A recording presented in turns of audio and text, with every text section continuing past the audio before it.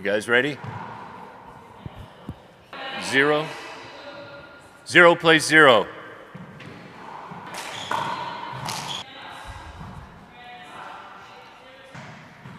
Thank you. 1 plays 0.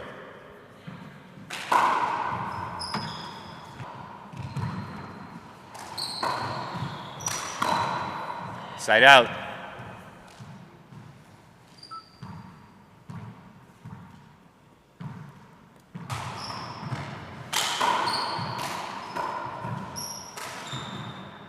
Side out. 1 plays 0. Plays 0.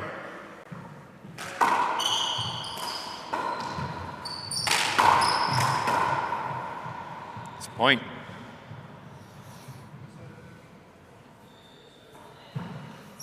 3 plays 0. Oh, yep. Thank you. 3 plays 0.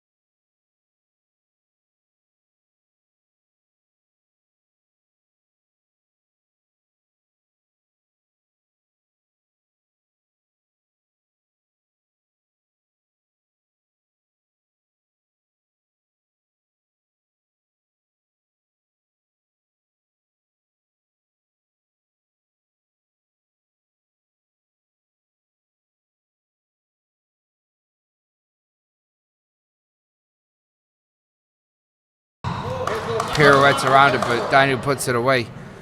Yeah, you do. I think the 6. again, it's the 9. players that are refereeing this. So part of me is like, do the players need more education to take control of matches? Do we need to do more courses with the top players to make these things happen? I know it's something in Ireland I thought it was down. we have assigned referees. So with championship matches we try and assign referees, so it's not always the loser refs. I would think in a tournament like this it has to be loser refs. You would think, because one of those rallies and then takes it from you could cost you your match. Yeah. You know, could you change the whole momentum of the game? I called it good. Both disagree. I thought I called the ball good. I called it good. Yeah, I called it good. I thought it was a good kill. Both disagree with me.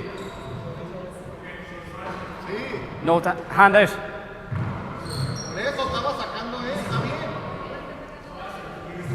Oh, you're serving. Apologies, yes. That's a point. a bit of confusion there. Yes. So it's a reserve.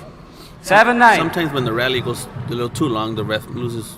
Yeah, it's almost hard to remember. They almost meld together. Yes. It shows that.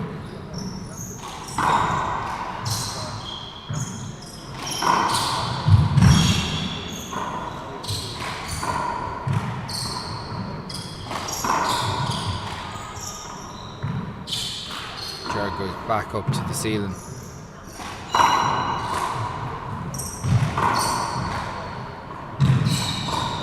A good shot by Daniel Cordova. That's what Daniel wants. He wants to go in.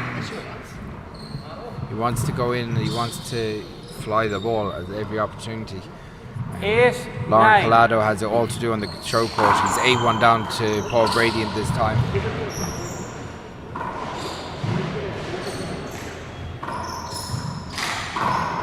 And just like That's better stuff from Jared Coonan, or from Daniel Cordova against Jared Coonan here. Score is 9-9 when we resume. We're back tied up now. We're at 9. Okay, 2 minutes. Glove change. We're having What about your shorts? quick draw. Okay. Shorts okay. So Jared Coonan going to a glove change. He was 9-5 up here. Daniel in the last 2 minutes just kind of got a bit of momentum, goes for those big kills. Suddenly it's 9-all shorty. Yes. He might have found something in there. Yeah, I suppose that's a big part of it. That Daniel can be a streaky player where he can go and do 5-10 points in a row, just like turn the game like that. But can't count Jer out yet.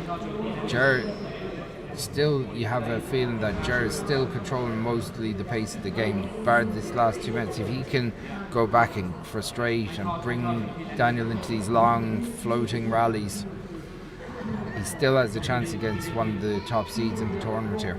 Yes. The one thing that I would say is that this tournament style, where it's multiple games over multiple days, you'd think that the race for 8 players would get stronger as the week goes on, because they used to that tournament style. Maybe in Ireland we play more championship, a one-off match, then another match the week after. I would think that yes, because we're used to playing at least two matches a day. Yeah. So now with this one, we know we play unless you're playing doubles, otherwise it's going to be a heavy schedule. Yes. Who are you playing doubles with again? Sam Isser. Oh, that's right. Yeah. Yeah. The current 3 world national champions. Yes. You won that last year as well? No, last year the Cordova brothers beat us last year, the tiebreaker. Toledo's a good trip. 9. Yes. It's a great tournament. I famously got introduced to the beer truck there back in 2009. Yes, that's. I think Ashley was there as well. Yes, that was the famous beer truck. Yeah, that famous beer truck. It was good fun. Yes. 10-9. I got a lift there with Tracy Davis and Billy O'Donnell. Drove from New York. Oh. 3 of us. It was some trip.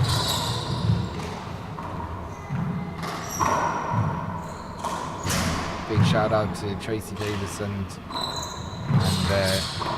Billy O'Donnell if they're watching. Oh, big slip there.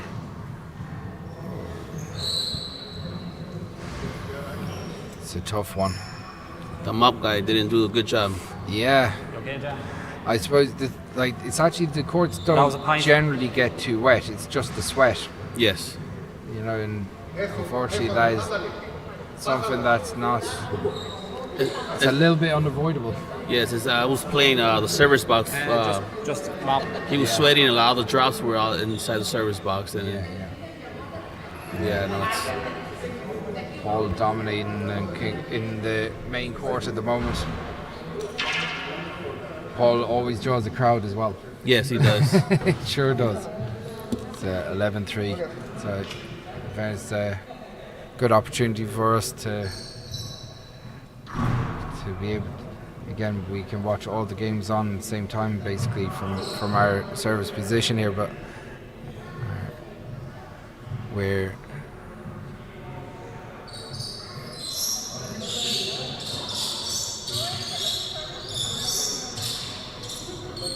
so back to the action. Daniel Cordova, he has the lead now over Ger Coonan. Ger kind of stuck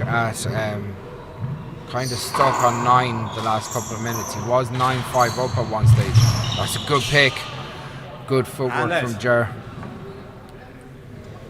He kind of hesitated on the serve. He might have thought it was short. 9-11.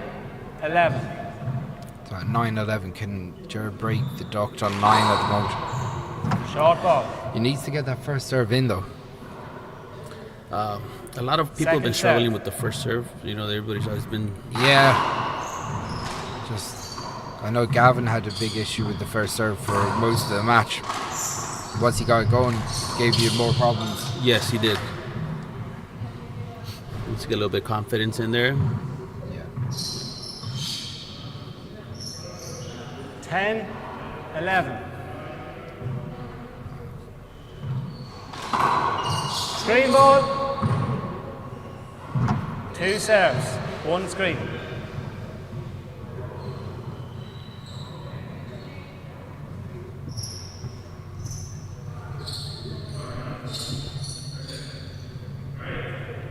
Okay, so Ger Coonan back into serve. It's at 10-11 here. That's a great serve. Oh, wow. Really big hook, just kind of caught the sidewall, straightened out.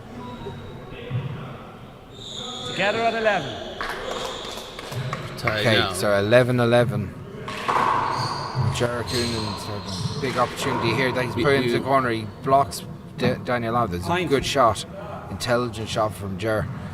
When he went for that shot, he knew where Daniel was. He knew that he was going to be trapped in behind him. So at the minimum, it was going to be a replay, but he flinched it off in the corner.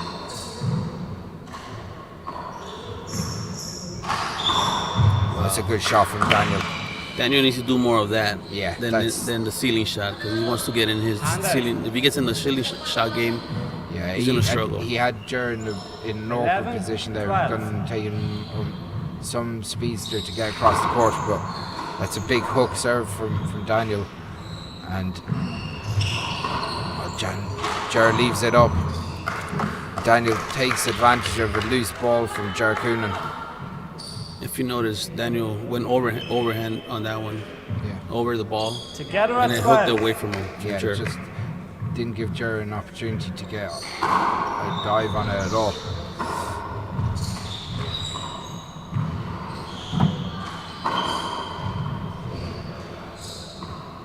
This is back into Ger's wheelhouse, you'd say. But that's a loose ball, and Ger is stuck on the ground. So Daniel Cordova 2 points away from taking the first game. Ger Coonan leading Ger Coonan by 13 points to 12. When that happens, it's a heartbreaking shot for Ger Coonan. I think it might just pop off that sidewall, but it's straightened out. Serving for the first game. Daniel Cordova puts Ger rolls the ball in the front right corner. What a shot! With that traditional Irish whip. Yes. takes a step back and flattens in the front right-hand corner. That's an unbelievable shot from Jerkun. Jerkun is not gone away yet. Can't count him out. No, absolutely not. He played very well, giving one of the top seeds a real run for his money here.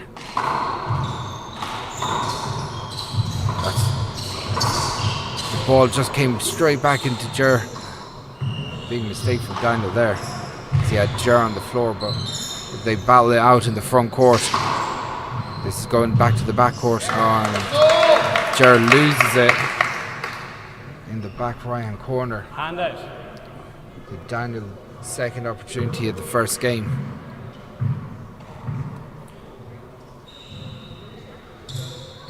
Gotta say, Daniel's had to dig deep in this first game so far. Yes, he is struggling.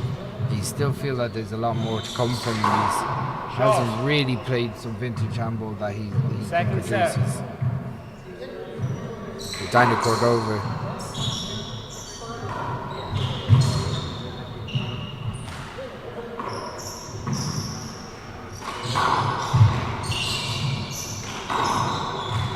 Oh, wow. That's the first game. Daniel Cordova wins. First game 15-12 against Daniel Cordova. Jer controlling the first game for the majority of it, but Daniel Cordova dug deep and takes him down 15-12. We'll be back in 2 minutes with the second game of this round 32 men's open singles.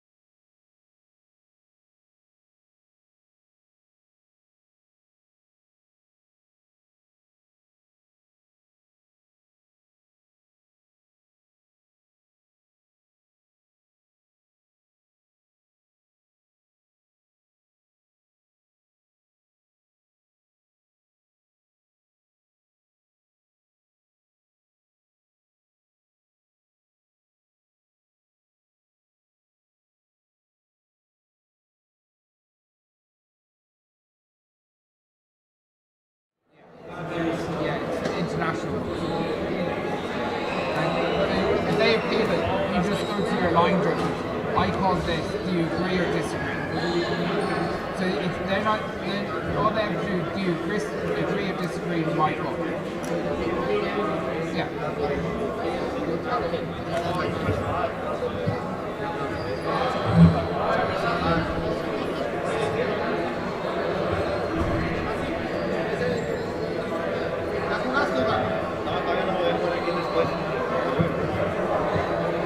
Wait, bitch! I was chewing on my phone.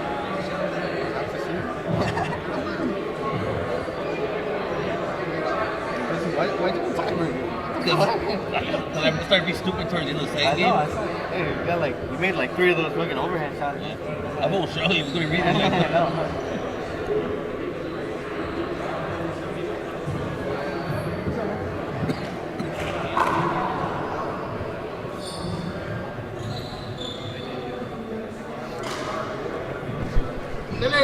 Okay, Daniel to serve. 0-0.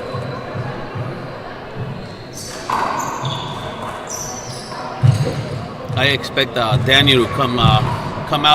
He's stronger now, faster pace. Yeah, but Joe, it's funny. Like both players, you can see there's a spring in their step now. Neither wants to give each other an inch. That's a great shot by Jerkun. Hand out. I think that's what Jared has to be a little bit aggressive in the rallies at times.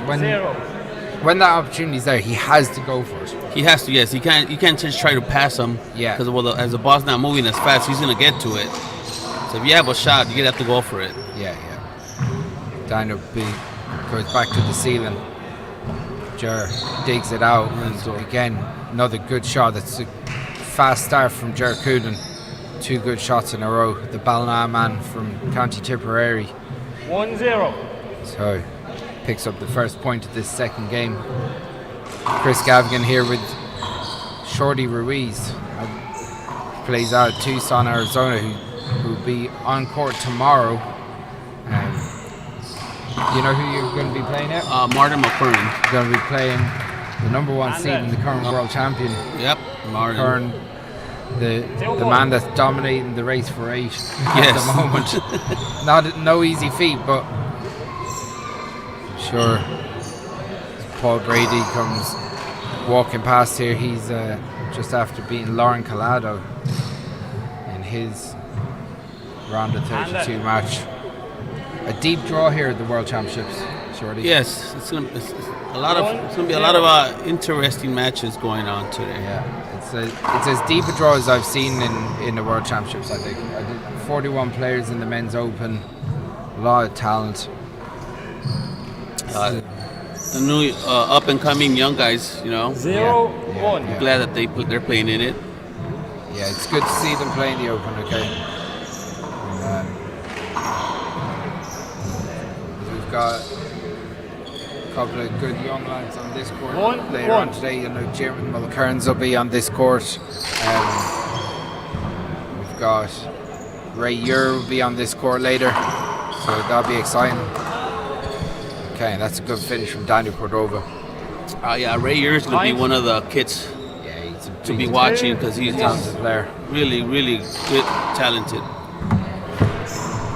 Watch myself on the screen there. It's ridiculous. me talking absolute rubbish on the other streams. Anyway, what can you do? And then you got Ivan Burgos. Ivan Burgos, another upcoming. He was unlucky. I was watching the Portland Classic a couple of weeks ago, and check the ball. He should have taken down Killian Carroll. Killian, yeah. He had three opportunities to finish that match and just couldn't execute the shot. Yeah, he's an exciting player. 3-1. Yeah, and obviously we've got Mark Doyle, Jim Mulcairns on regulars on the race for 8. David Walsh from the Mallow Club will be playing today as well. Good young player. He's playing, I believe he's playing Max Langmack. Max Langmack, yeah, that'd be an interesting game. David Walsh got to the senior semi-final earlier on in the year. He played Robbie in the senior semi-final, so that's a big hop for Daniel Cordova. And he goes out.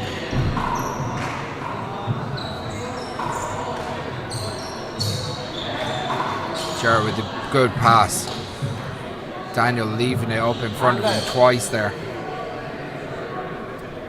Daniel's looking a little bit more comfortable now with his shots. Yeah, he's starting to take a bit more control around the middle of the court.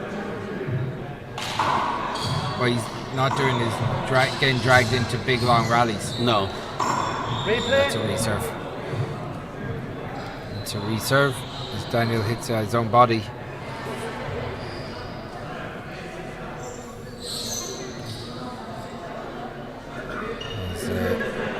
As the top seeds have held true today so far.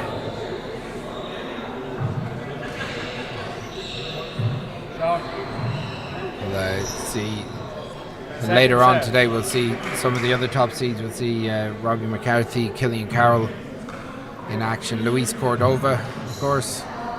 So, one match I'm looking forward to seeing is Coleman McGrath and Daniel Rellan. That'll be a good match. Yes. Daniel won the All-Ireland Senior Doubles Championship earlier on the year with Michael Hedigan in the 11-10 tiebreak against Jim Nash and Colin Crahan. So that'll be an exciting event. Coleman, whose father is from the same town as me. Is he? Mayo. Yeah, John and Tom McGrath and the rest of the family, they're all from Swinford. Timeout code. So 5-1 when we resume. Living in San Francisco. Tom McGrath put up many handballers over the years in San Francisco, and famously Paul Brady and Tony Healy stayed with Tom for a while they were on the pro tour early in the 2000s. And there we are again. There we are. You know. See, we've got a big week of handball ahead. It's only going to get better and better, I feel, as we get closer to the business end of the week. But these matches are just as interesting. Getting to see Daniel Cordova and yourself, Shorty, getting to see some of the Michaela Esser and Ashley and all these players come over to Ireland for the first time in a good while. Yes. It'd be nice to see the American players come over maybe a little bit more to the nationals and test themselves. Time in. Some of our best. We do test ourselves. True. It's very cool. Yeah, it's funny. We obviously had the wall ball world championships in Limerick a couple of weeks ago. That was an epic week of handball as well. There's about 900 players in the first standalone world championships for the one wall, so that was very good. Big shout out to all the New Yorkers that came over. Yeah, I was watching that since I work night, so it was beautiful for me because I got to spend that watch handball at night at work. It's great, man. You would have been hearing me talk rubbish all the way through that as well. I was listening. It's tough, man. It's tough. That's a good shot from Jarkoon. Tough one. That's one thing that you'll see, maybe a little bit of adjustment for a lot of the American players, as when you punch the ball to the ceiling in America, it tends to come out very hot off the back wall, whereas that punch to the ceiling in Ireland tends to die a bit more because of the ball. I think the ball might have bounced twice before it hit him. Yeah, I think it bounced twice. Yeah. Go ahead, yeah. Yeah, I thought so too. How's the pint? Daniel was quick over there though. Let's go. But I'd say Jer's sticking in this game. He's not letting Daniel go too far ahead of him. He's kind of just... Daniel didn't think he was going to go try to reach for that one, and he got confidence, and that's why he was... Yeah. 100%. So when did you land in Ireland? Friday. Brilliant. Last week. Excellent. So nice. And will you try and get down the country? Are you going to we've been doing a couple stuff. We went to the chocolate factories, Butlers, chocolate factory. Butlers, yeah. We did the Guinness tour. Oh, very good. Yeah, so we've been around exploring. You've visited a few of our tourist traps. That's Yes. nice. That's nice. Went down to Temple. Temple Bar. Yeah. Very good. So, Very good. 3-5. And I believe we went to one of the oldest bars. Oh yeah. Yes. There's a number of claims on the oldest bar in Ireland. I know Sean's Bar in Athlone have a big claim that is from the. I think there was a man sitting on a stone there once back in the 1500s, and they built a bar around it. That's a good shot from Jercoonan. Well, I didn't coordinate any of the stuff, so I forgot all the names. That's it. You just do as you're told. Yes, I just tagged along. You're a good husband then. I tagged along. That's it. You're a good husband. 4-5. Good shot from Jercoonan there to pass Daniel Cordova.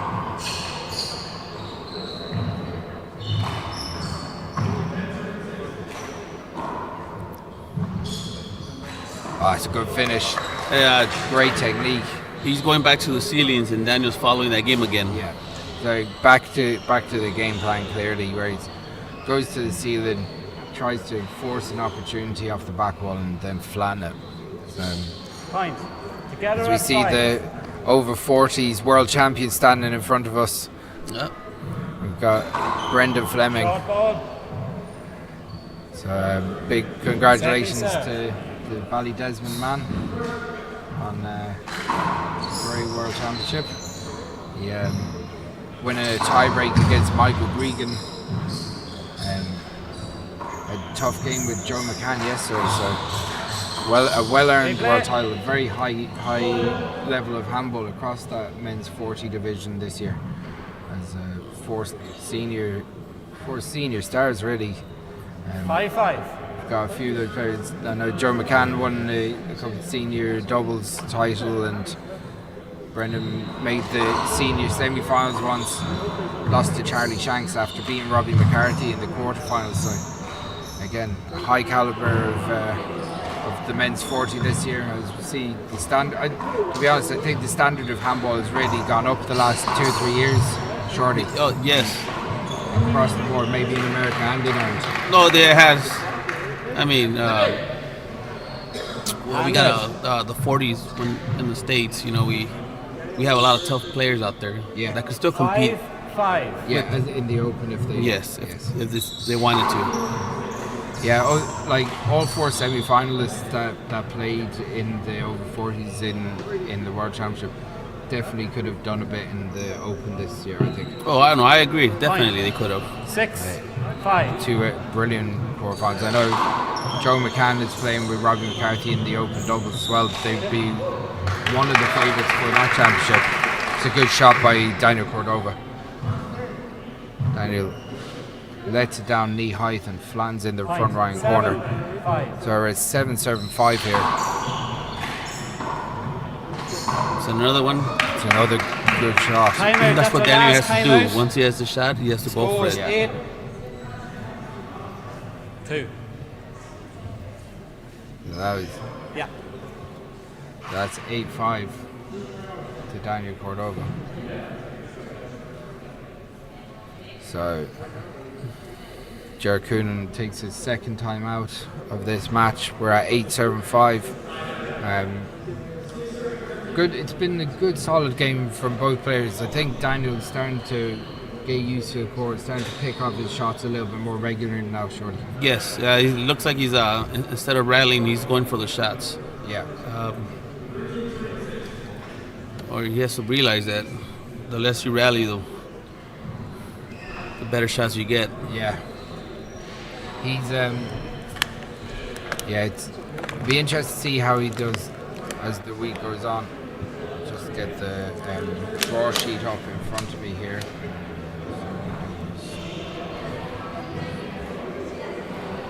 So I can try and see who the winner of this will play. So tomorrow, Martin Mulcairns will play Shorty Ruiz. He's in there beside me. Resume and play. Daniel. No. 2 timeouts. We'll play either Peter Function or At the moment, Eric Torres. yeah, so Peter Function, Eric Torres, which will be on court 3 at 11 o'clock, will play the winner of this match. I think they've been a bit hasty in putting Daniel in already. I was going to say, this game no is confidence. far from over. Resume and play. Paul Brady will be playing in the next round. He came through against Lauren Collado 4 and 8. And he's going to be playing the winner of Michael Hedigan and Sam Esser. That'll be a real good game. Sam Esser never played Paul Brady in his life, so he really wants to win. He has a tough opponent in Michael Hedigan. The most awkward player that he played. Big Michael Hedigan. I'll be here cheering on my partner, even though he wasn't here for me. It was too early in the morning for him.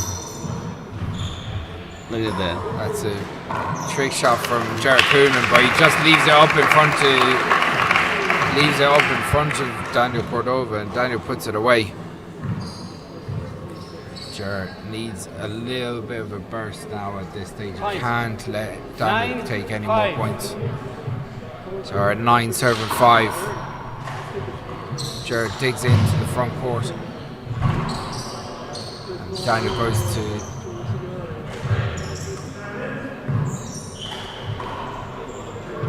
It's a good rally from both players.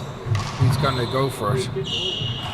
Jared goes to wrap it around, dragging Daniel into the deep court.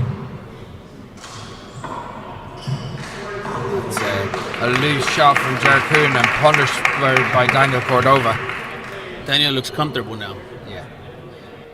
It's just those smooth 10, shots from Jared earlier on in the match. Just starting to pick up a few handers from there, leaving Daniel with some big opportunities inside. That looked down to me. He looked like he's taking some heavy breathing in there. 11 plays 5. To be honest, that looked down to me, but maybe it's just wrong. Probably even on the replay, it looked down. The way the side front. Yeah. I thought so too. No, Jared didn't argue it. No. And Daniel just went and picked up the ball, so. It's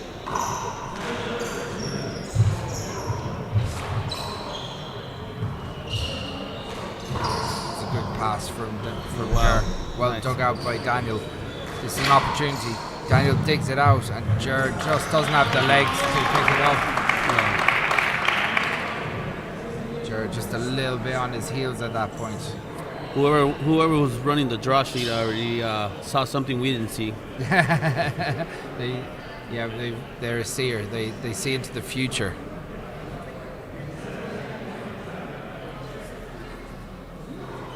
Yeah, so we'll have to have a look at that. Got Peter Function and Eric Torres should be a pretty good game. Yeah, Peter is a particularly good, solid player. Has some experience on the Pro Tour. I wouldn't know that much about Eric. I'd be looking forward to seeing him play at some stage this week as well. What would Eric's game be based on? He has two really well armed. We shoot with both hands. You know, it's. I want to say. He'd have quite an aggressive style. As a point, he could be aggressive at points, but he likes to rally. You know, he does a lot of wraparounds. Yeah. That's a good shot from Daniel Cordova. Daniel in complete control now. I see that Leo Canales 13, moved 5. on. Yeah, Colin Crane pulled out this morning. I think he was nursing an issue and he decided to only play the doubles. I know he was trying to get keep. Well, I think he was left it late to pull out, but might have been on the cards for a little while. 14, match point, plays 5. Before he full plant on the singles. Here it is, maybe. Just checked up off the sidewall. Jerkoon digs it out. Opportunity now for Daniel. Will he go for it? Jer pops it in. It's a replay.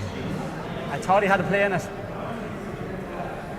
He came up with the sidewall. Jared questioned whether 14, game Daniel ball, would have got plays there. 5. I think he would have. He would have. It's one of the. Maybe just more of a frustration on Jared's part. And the second game has got away from him. That was a beautiful pass shot. Hand out. Sometimes you need a need that feeling of a call going against you to Get that little extra push. 5-14. Jared has to find something now. He has to get his first serve going. That's better. Wow. That's a hand error from Daniel Cordova. He kind of rushed at it. Yes. 6-14. But Jared with the all to do here. I feel like serve might get a feel from somebody.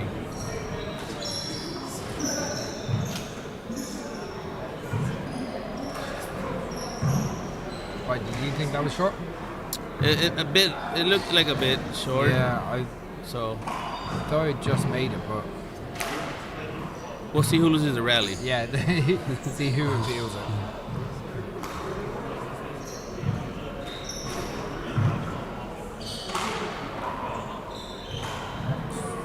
One thing is like on that call, you actually have a really good view of it from the referee's position down that right-hand sidewall. 7. Yes, this is 14. Almost on top of it there. It can be a little bit tough sometimes on the other side if the ball's going the other side of Seinnteoir and the left side of Jared. Down the right can be a little bit easier. Oh, it's a great shot. Nice paddle It's shot. a lovely paddle shot. Jared not going away yet. He's nothing to lose. He's kind of playing with that freedom, shorty. Yes, no pressure no more. Point. Maybe he might have hurt us. 14. Yeah.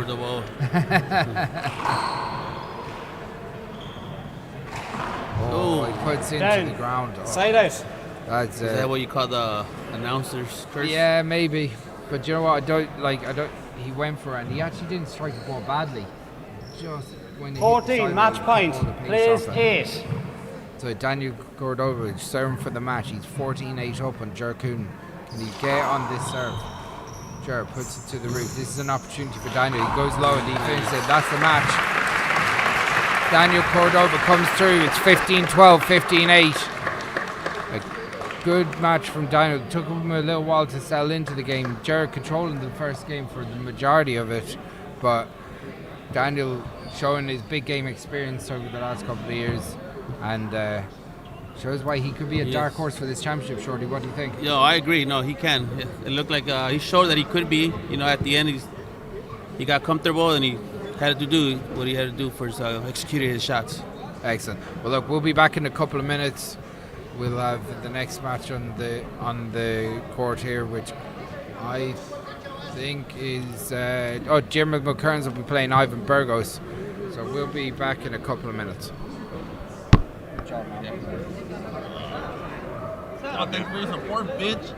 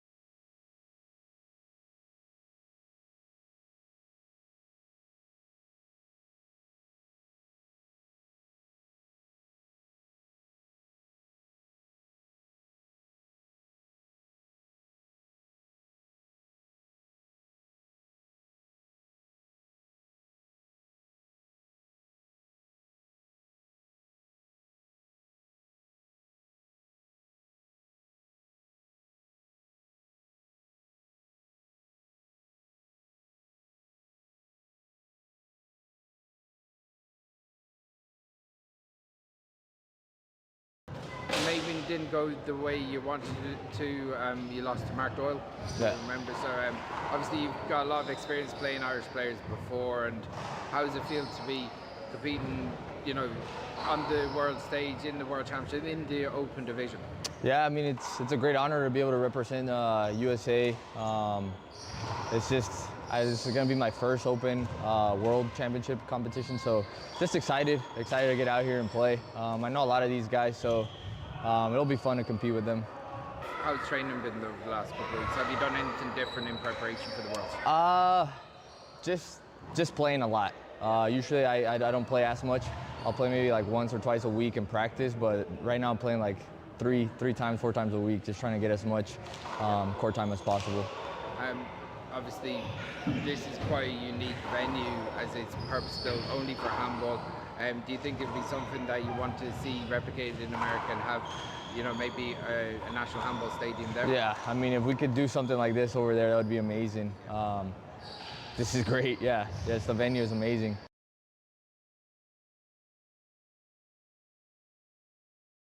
I'm here with Alicia McCrory, Tyrone's finest. How are you doing, Alicia? How are you feeling ahead of the World Championships? Yeah, I mean, I'm feeling excited for it to be here in Dublin, and I'm looking forward to getting playing.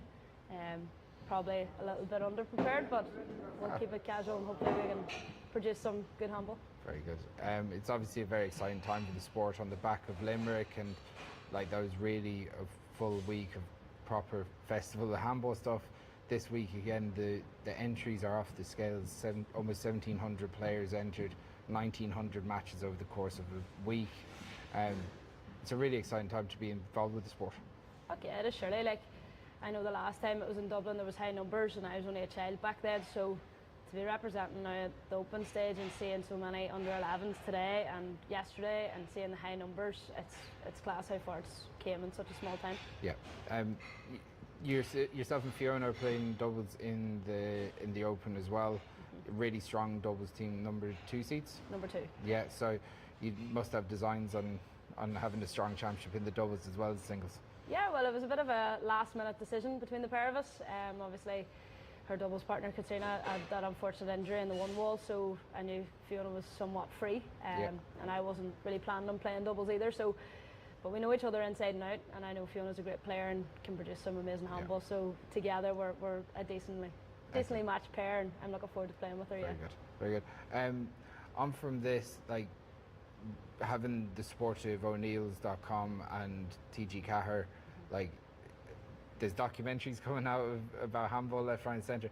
Like, where do you think handball could go from here?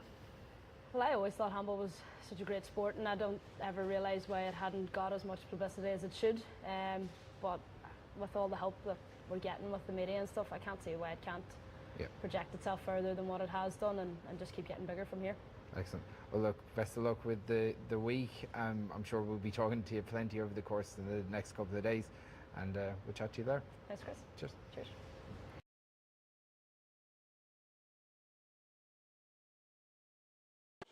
Okay, joined now by Chris Gavigan from the GA Handball commentary team here at the O'Neills.com World Full World Championships. Things are starting to crank up nicely here, Chris. In the afternoon, we've got some big games in the Masters semi-finals. Yeah, exciting stuff. Brendan Fleming and Joe McCann going to be on court 2 later on, and Dominic Lynch and Michael Gregan. Yeah, it's really exciting for the sport. Obviously getting into the first semi-finals of the weekend here in the National Handball Centre, and at the same time the open matches are going to be starting on centre court as well. So we've got Niall O'Connor, League Slip's finest, is going to be kicking it off on the open grade. He's going to be playing the brother of the great David Chapman, John Chapman. So yeah, it's unbelievable. This is what handball's all about, you know. Tell us how the stream is going to work. So TG4 are going to be streaming from all 3 courts. So the show court set up, you're going to be commentating on the show court. We're also going to have HD coverage from courts 2 and 3 here at the National Centre. So all 3 courts are going to be covered simultaneously. So if there's, I suppose the best way to look up the schedule on knowthescore.ie, there's a full list of games on what games are going to be coming up on what court, and you can follow the action. It's so simple. just go into TG4 Spórt on YouTube and the links are going to be there. So yeah, it's great.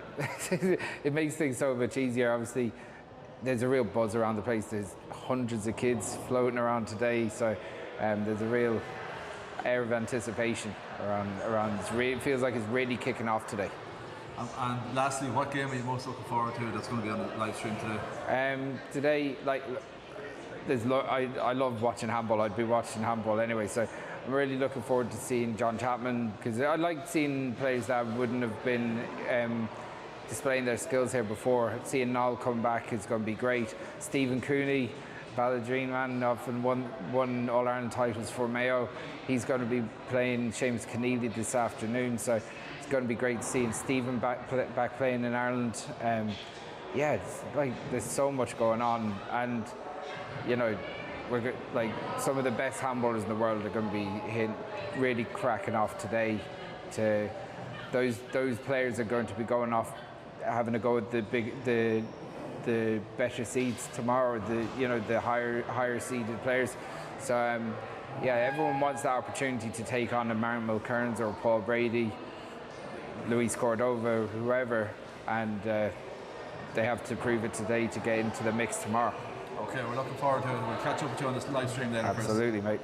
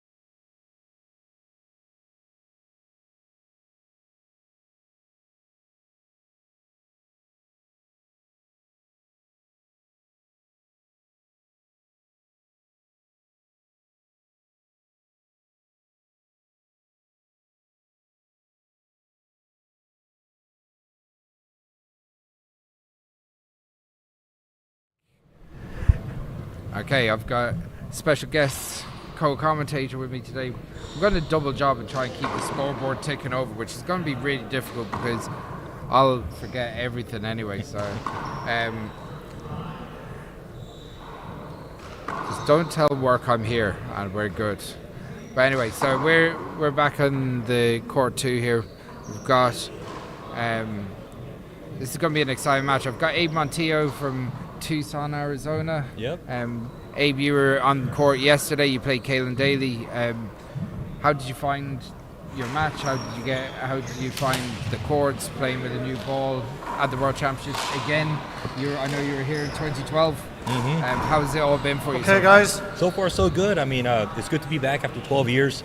We're all aware that we're men's open singles. Different courts versus the States. We have Ivan Burgos great, actually. from the USA. The courts have good bounce. Playing Dermot Mulcairns and Mike Cullen. Is obviously the ball. Yeah. Ivan won the toss, so he serves first. And we all have to adjust 0-0 to who makes the quickest play adjustments. ball. And that's what's going to lead the Americans to success, whoever adjusts the quickest. That's what I feel. Yeah, it's the ball is, again, it's been a big talking point, but I suppose it's one of those things that Irish players have had to contend with, going over playing with a different ball, and 1-0. At the end of the day, whoever's in the court's going to have to deal with that. There's a quick point by Ivan. Yep. I have to not forget the scoreboard. There's a second point for Ivan. Starting off well at 2-0. 2-7-0. Yeah, so 1 second. Ivan Burgos seems to be in red hot form here. 2-7-0. And in his last event, ran Killian Carroll very close. Should have won that match probably. Yeah. Were you there? I was not there, but I saw scores. I saw some replays. 2 match points against one of the greatest players in our history. 3-7-0. No small feat, but this young kid Ivan, he's coming up. He's playing strong ball.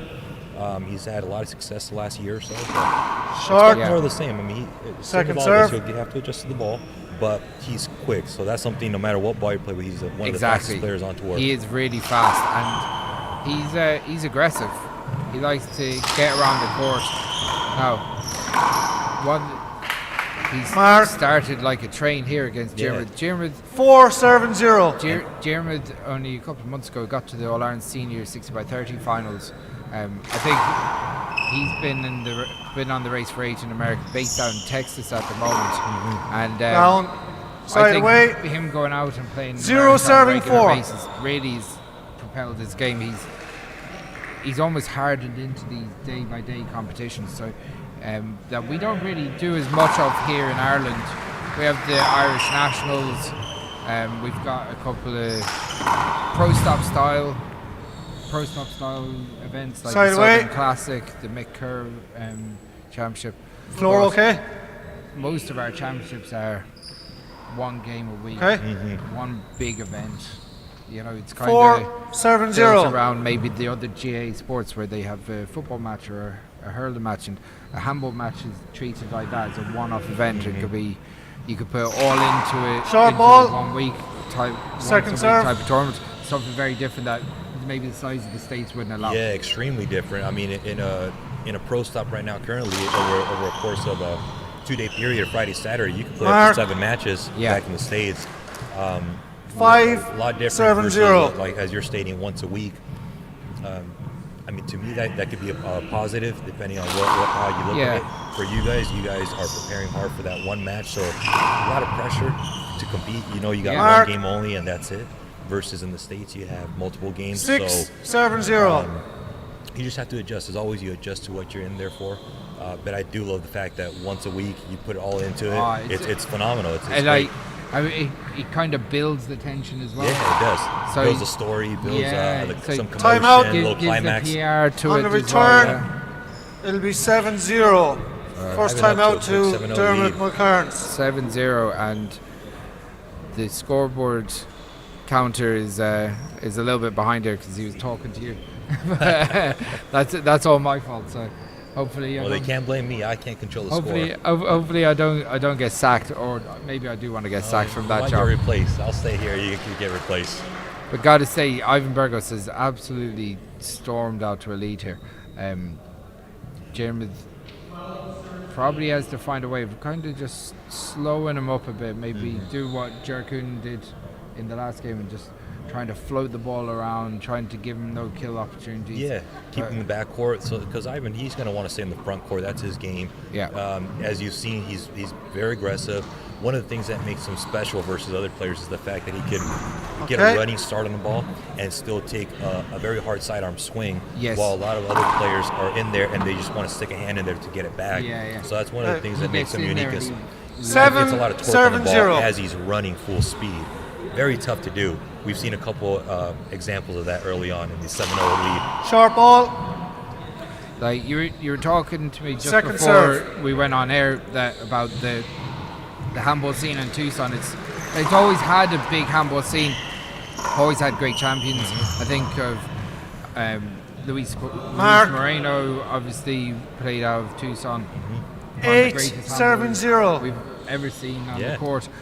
Sean Lenning lived in Tucson. He comes off and on. He spends about 2 to 3 months a year in Tucson. The other months he spends in Seattle, Washington. Right now we also have Dave Fink that's currently in Tucson, Arizona. Along with, I'll just list a couple out for you. Sam Messer, Max Langmack, myself, Ivan Burgos, Shorty Ruiz. And then we got a couple of phenomenal women's players as well with Ashley Ruiz and Michaela Esser. So we're very fortunate to have a very strong community of handballers in Tucson. That's really good from Ivan Burgos there. Yeah, that's amazing. That's obviously brought on the likes of Ivan Burgos. 9-7-0 into this into his pro career in America much quicker. There's a lot of different styles, so he's had an opportunity to play all the styles, which has in turn refined his game to where it is right now. And he's putting on a great serving display. 10-7-0. He's turning up the heat here big time. Short ball. Yeah, Jim is Second struggling serve. with this serve at the moment and hasn't really settled in the match. I said this is a little bit of a surprise. I was expecting Jim to be able to go there, but again, Ivan on the pro tour in Portland. That's a big mistake from Jim. He's a little frustrated right now. Yeah. On the return, it'll be 11-7-0. Second timeout. To get back into it, you need to engage in rallies and kind of prolong some of these quick rallies that Ivan's ending. 11. Christy. 11, is it? 11, yeah. Yeah, sorry. Whoever is doing the scoreboard, you got to fire him. They're working on it. They're putting on applications right now as we speak. Yeah, I hope so. And the show court at the moment, we have Luis Cordova and Ty Carroll. Ty Carroll winning 5-2 at the moment, the first game. Ty with a big win against Owen McGinty yesterday. Really looked good, hit some absolutely brilliant kill shots from the shoulder. So Ty, obviously the older brother of the current US national champion, Killian Carroll, which is great. Yeah, strong player. It's in strong matches. So obviously the seeds are holding true so far. I know obviously Paul Brady coming through his match, Martin Mulcairn's winning his 11-7-0. Ivan Burgos absolutely cruising here at the moment. 11-0. Short ball. I like Second serve. as you said, his style kind of suits this type. His style is really suiting this type of ball because he's so fast. Correct. And he just throws his whole body into the ball, whereas maybe it took a while for Daniel Cordova to get into a bit of rhythm. He kind of got dragged into a battle early on in the match. Short ball. You were in Toledo a couple Second of weeks serve. ago. I saw you won the over 40s. 35s. 35s. In America, we split our age brackets at 35. Side away. Yeah, we have one of those too as well. Oh, don't worry, I'll win one of those next year. There you go. 07-12. That's my age group as well. No, over September. End of August, early September is when the USHA does their 3-1 national tournament. Labor Day. Over Labor Day weekend, correct? And I had a couple good matches in the open singles, and then what a phenomenal rally What here. a big rally. I was on the ground and up quickly. Jimmy. Yeah, we'll talk about 3-all later. This is a phenomenal rally right here. That was the best rally of the match so far, with Diarmuid winning. Mark, 1 serving 12. It was on the board at 112.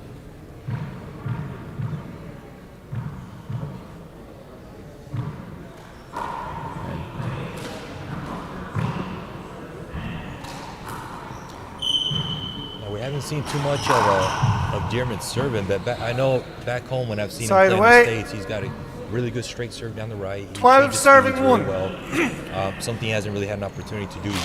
Yeah. Short. Second serve.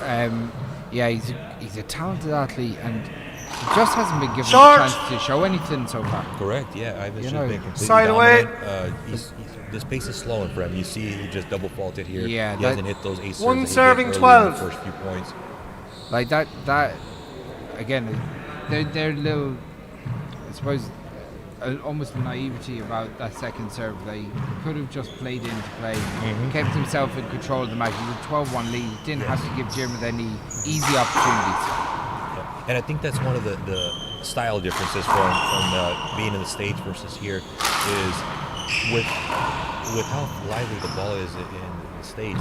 Going for a second serve, whether it's a lobber or anything of that nature, it's going to come off the back wall, which equals setup. So a lot of the pro players currently just go for it. They go for the ace, give them the best opportunity to win. Yeah, that's a good shot from Diarmuid, Nice though. little paddle kill. 2 serving 12. Yeah, Diarmuid looking to a little cellular. Still a long way to go in this first. Long way to go, but if you're a Mulcairns fan, you're hoping for a slight shift in momentum. It might not equal a win, but anything that you could take to game that's 2. a great shot. Nice well, pickup. Well picked out. Another intense rally here. That's Finished a good by finish. Ivan. Great left-hand shot. Ivan earned that Side point. away. This is a tough shot right here. Yeah. 12 serving 2. Especially after digging 2 out of the back corner, to go in and finish off as clinically as that. Ivan really putting on a show so far. Yeah, he's filling the left hand now. Mark.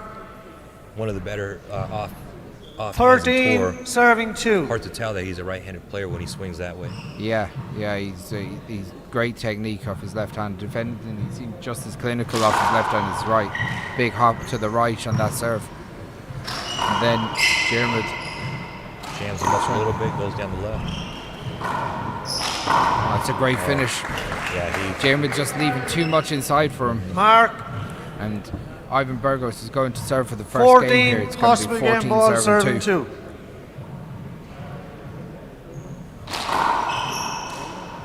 Here's an opportunity. A little bit of miss. First game to Ivan. That's the first game. We're going to take 2 minutes here, and we'll be back with the second game between Ivan Burgos and Jim McCarns.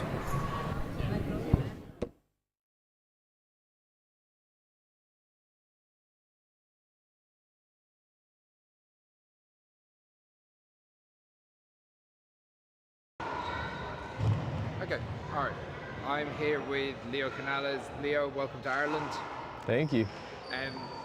Obviously, you've been on the race for 8 the last couple of seasons. You've been doing really well over there. How does it feel to be in the National Handball Centre? Amazing. This facility is very impressive. I had seen it on video, but nothing like seeing it in real life. It's very impressive. You were in Portland a couple of weeks ago. Correct. Maybe it didn't go the way you wanted it to. You lost to Mark Doyle. Yeah. I remember. So obviously you've got a lot of experience playing Irish players before. And how does it feel to be competing?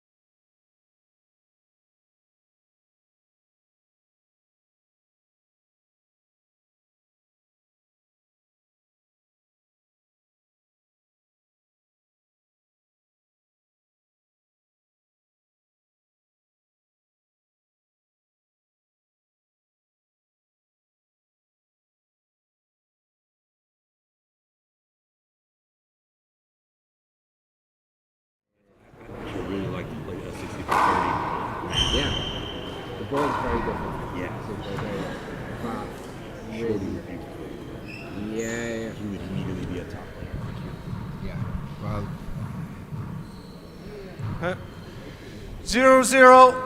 Okay, we are back for game 2 of this round of 32 men's open singles.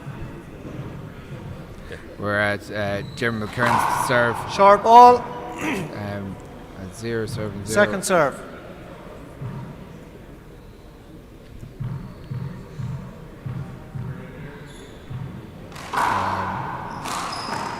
Down. Just barely missed that. Ivan Mark. just skips it in, giving German the opportunity One to serve get and one 0. off. The German trying to find a little bit of form in this game. Short. Sell into the match maybe a little bit. Second serve. Ivan just burst out. He had such a big lead. He's almost played perfect handball in that first yeah, game. he really did. Don't know what many other players could have done to stop him. He is absolutely rapid, isn't he? Yes. A speeding bullet. I have to ask you, while it's early on in the game, your memories of 2012 World Championships. That was the last Side time away. you were here, That wasn't was the one and only time I was here in 2012. Yeah. It is still the 0 best. serving one. The championship game between Paul Brady and Luis Moreno is still the best outrageous single game. That game 1. It will probably be the best game I've seen in my life. It was the atmosphere. Everything came together for that match. Yes, and that's what did it for me. It was, you just said it, the atmosphere. As Paul starts to climb back one by one, the crowd gets into it, and then at 19, just the immediate chills as he tries to and score. Luis was playing unbelievable handball up to that. He was. He just Mark. It's like the pressure Together at one. of point by point, and knowing that was Paul that was coming, and the crowd. It was that first game 100% one was on. It was a good shot. A little bit of fortunate. A little bit of luck. Yeah. It was going to clip a side one, it never did. Yeah, Together at one. It's nice when they happen to you. Yeah. It's heartbreaking when it doesn't, but that's a good shot from Jeremy. Gets the pass. Peter Function won the first game 15-10 against Eric Torres. That's better from Jeremy McKern. He needs more of that. Mark. 2 serving 1. Luis scored over his 13-11 up on Ty Carroll. So Jeremy with the serve. There was a nice fist return by Ivan on that left-handed serve. It's better stuff from Jeremy. Jeremy goes to drive it. Yeah, surprised he didn't keep engaging a ceiling. This will be tough. That rides an opportunity. That's a good shot. Yeah, like Ivan leaving something for the back wall that he probably didn't need to. He probably could have stepped back into that right overhand shot. Correct. Instead of leaving it to dive again, which might have been more natural on a faster ball. Correct, yeah, and that's one of the examples that we talked about earlier is these ceiling shots that come off the back wall. A lot of times they dive down much lower than you expect. So as someone that's used to a ball jumping off 6 feet higher, you have to make that quick adjustment. And as you said, you're better off just going back, put your hand on the back wall and attack it. Just float it up there, or hit it hard. Either way, but what he did there, he let that off to the back wall. It just tried to get a full swing. In fairness, but it just produced a big setup for Jim. Jared. It looks like Jared's looking for it. Just check his shirt and that is soaked. Yeah. Okay, just give him a shirt change there. A shirt change by the referee, and one of the fans verified that he is indeed soaked. He is soaking. He's a sweater. So when he says that he's got a sweaty shirt, I tend to believe him. No one arguing that. Christy, what's what? 2-1 to Dermot. So Dermot's equaled his points from game 1 at 2-1. So it didn't take him long. No. And in fairness, I think you got to hand it to Ivan. He just didn't give Jeremy room to breathe in that first 10 points. Just blasting away. Now we're at a pace of the game that actually suits Jeremy a little bit better. things have slowed up a bit.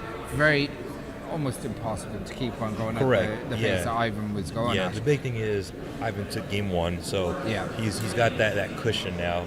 For this game too, is if he's got the energy, sustain it, keep on pushing. But as you said, now Diemer's looks like he's finding his way into the game. Yeah. And we're gonna see probably closer rallies, more extended rallies, better for the fans, I'm sure. Absolutely. Next up on this court, we're going to have Ray Ure and Kevin Diggins. That's the 1:30 match. That'll be a phenomenal game as well. Absolutely. Ray's one of these young Americans that's coming up. Must watch. Same as Ivan. These two are the ones that are Ray. I'm very impressed with Ray's performance in Portland a couple of weeks ago. He looks like a real from chatting to him yesterday. Just seems a really level-headed guy. Looks like he really wants to progress as well. Look, you've seen this as an opportunity to make a bit of a statement. So he's got a tough match though. Kevin Diggins is no slouch, a top player in Ireland. One of the best up-and-coming players, a left-handed player as well. Very athletic. Yeah, I think we're going to see great matches from here on out. We're in the round of 32, but the bracket is so stacked that you won't find a single match that's a blowout. Exactly. On paper. They're all going to be matches. Yeah. Play ball. This draw is stacked, full of talent. That's three, sorry, yeah. 3 serving 1. 3 serving 1. On the scoreboard, we're at 3-1 Dearman. So, Ivan with those quick reflexes. I wonder if I get in a right good corner shot kill. by Ivan. A little bit of a shoulder chest high kill shot here. That's a good finish. 1 serving 3. If anything, he took a little bit off that. He didn't get a full swing on it. Just kind of threw his hand at it. So Jeremy pushes it up to the ceiling. Here's that ceiling exchange. And Ivan wins it. He has actually had a beautiful ceiling right in the deep left corner. Yeah. Very tough. 2 serving 3. See Ray Ure. There's Ray floating into the arena. He's dead right. Foot vault. First foot vault. Second serve. So that did look like he stepped over the front line. Yeah, you went over the front line. Yeah, Ivan just double checking. Second serve. He's dead right. You gotta know. But no big arguments there. Left leaves it a little shallow. That's a good shot. Jeremy doesn't do too much. Jeremy with the whole court to aim at. Yeah, it'll be Together, into the ground. Just be careful coming down that side wall, close to his left hand, okay? When you're running down that space, just be a little aware for a room with his left hand, okay? Just be wary of it. Right. Together at 3. Referee Christy McGrath. This might be the referee I needed yesterday. Yeah. Christy McGrath taking control of things, just making sure that no one's getting. You don't want anyone making a contact that's unnecessary. You don't know what. Smallest contact can be the ones that's most effective in the game sometimes. It's phenomenal. Unbelievable. 4 serving 3. Zetos is lethal. Just died in the corner. That's how you coach him. Yeah. Really. You take the credit for that, are you? No, absolutely not. But if I could coach, Second serve. Coach. That's the way to coach. Yeah. That's what you want the serve to look like. You do a lot of coaching in Arizona? I do. I've been coaching for 16 years now. Yes. I started at 5 serving 3. Now, so 16 years of coaching. Excellent. It's been a good ride. A lot of handball players have come through the program. Do you have a few national champions in the mix? I have a good few national champions. I got one young man that's starting his little pro career. He got his first, Aiden Brule, got his first ranking in Portland. Excellent. Won 17th place there. Wow. Very good. Young 18-year-old kid. He's the one to watch Brilliant. in the next coming years. 6 serving 3. Shout out to Aiden Brule. It's going to be. It's great to see young players coming out of the woodwork, upsetting things. Yeah, especially in a sport that's many will say it's a dying sport, and for me, I say, well, it's an opportunity to grow it. So you got to start somewhere. This is a big rally here. These tomahawk fists. Ivan snatches at it. Just barely missed. Both players just trying to stay in the rally. Ivan being very 3 serving aggressive with 6. that overhand tomahawk. Yeah, it looks like Ivan finally took a lead at 3-6. 3-6. Leave the serve up. Side away. Feels like big difference has been so far the serving. Ivan's been able to get those easy points. Yeah. 6 serving 3. And Dearman's is having to work a little harder for his points. Got to sack this scoreboard operation. Short. I think so. He's glad. Second serve.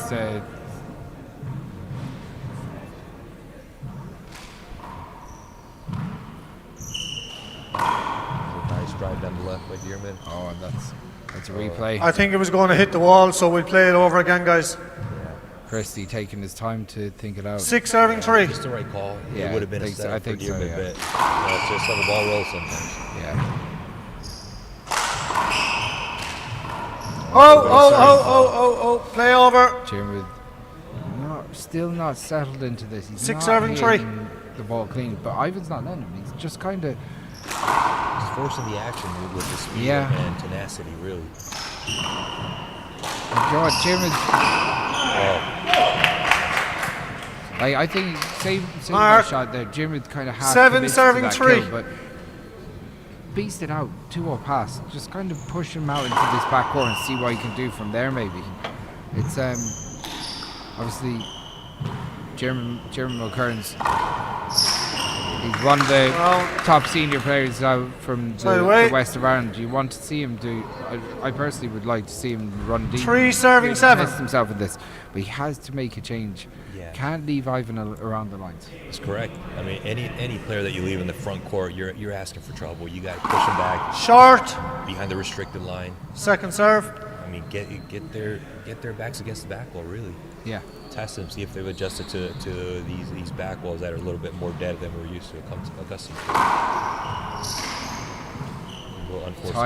Ty Carroll is currently 4-1 up against Luis Cordova in 4 the serving show 7. court, even though he lost the first game. I think it was 15-11 or 15-12. So that's a tight one going on in there. Dearman in control of this rally here. Can he finish it off though? Oh, he's really not. Very unfortunate miss. Uncharacteristic. Side away. It's not. That's not like Jim at all. Again, just, 7 serving 4. As young kids I've seen. Yeah, that's just not reflecting right now. But again, that's down to the pressure Ivan's putting on him. Yeah, now he's making him think twice Mark. about his shots. And as a player, you don't want to think about your serving shots. You just 4. wanna see the ball, hit the ball. Good strokes.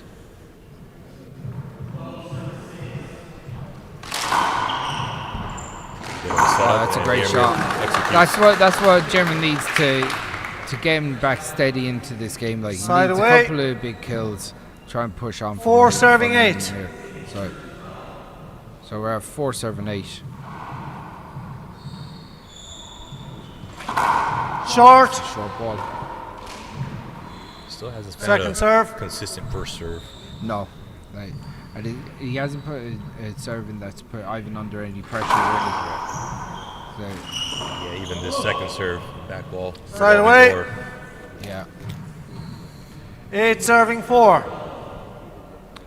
Ivan Burgos back into serve. As he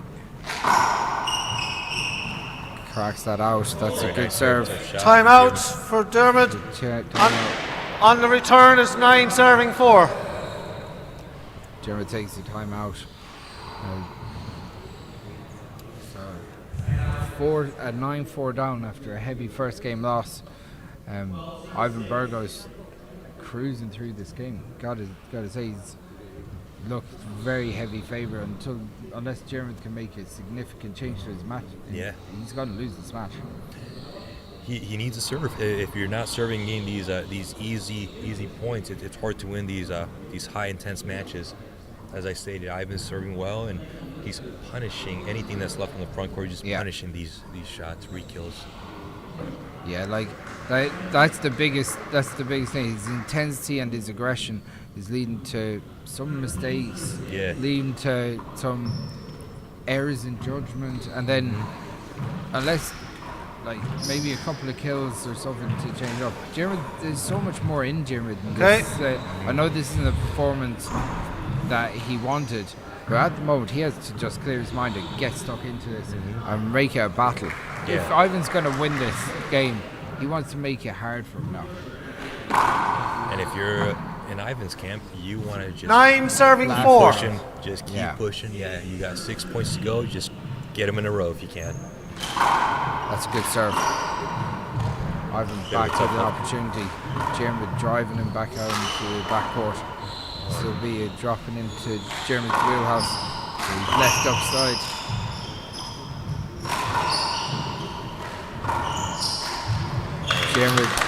Diarmuid starts. You can see he's trying to bounce on his feet a little bit, try and get a little bit of movement so he's not getting trapped. 4 serving 9. We're at 4 serving 9 now.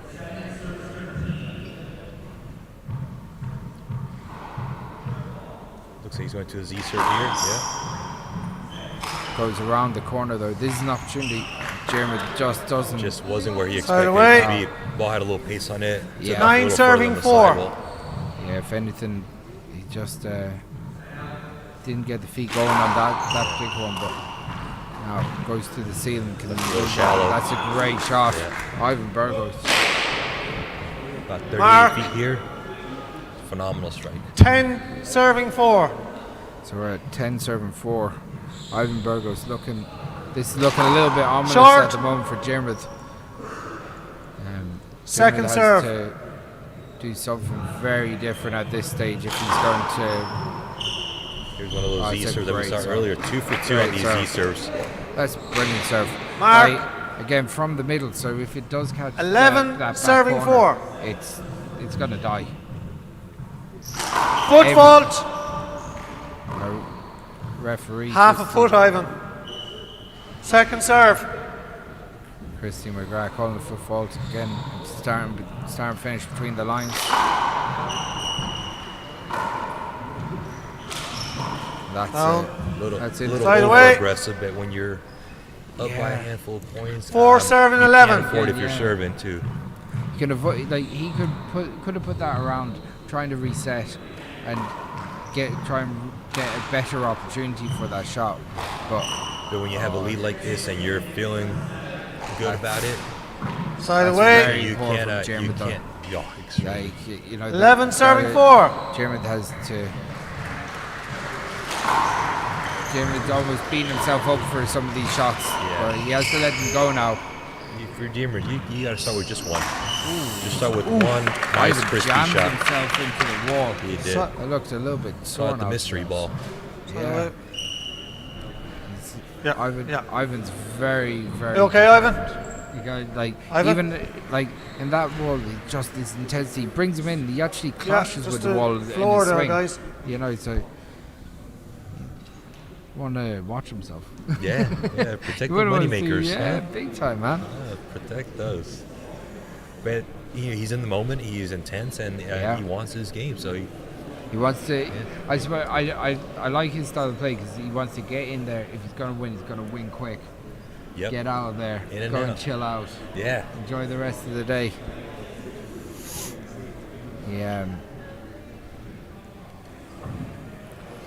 So we'll. At the moment now, Jim McKern's trying to find a little bit of form going. Can he? Okay, guys. Looking for a way to upset Ivan Burgos, but Ivan Burgos stormed to a 15-2 point. Serving 11. Game 1. Jim with 11-4 down the second.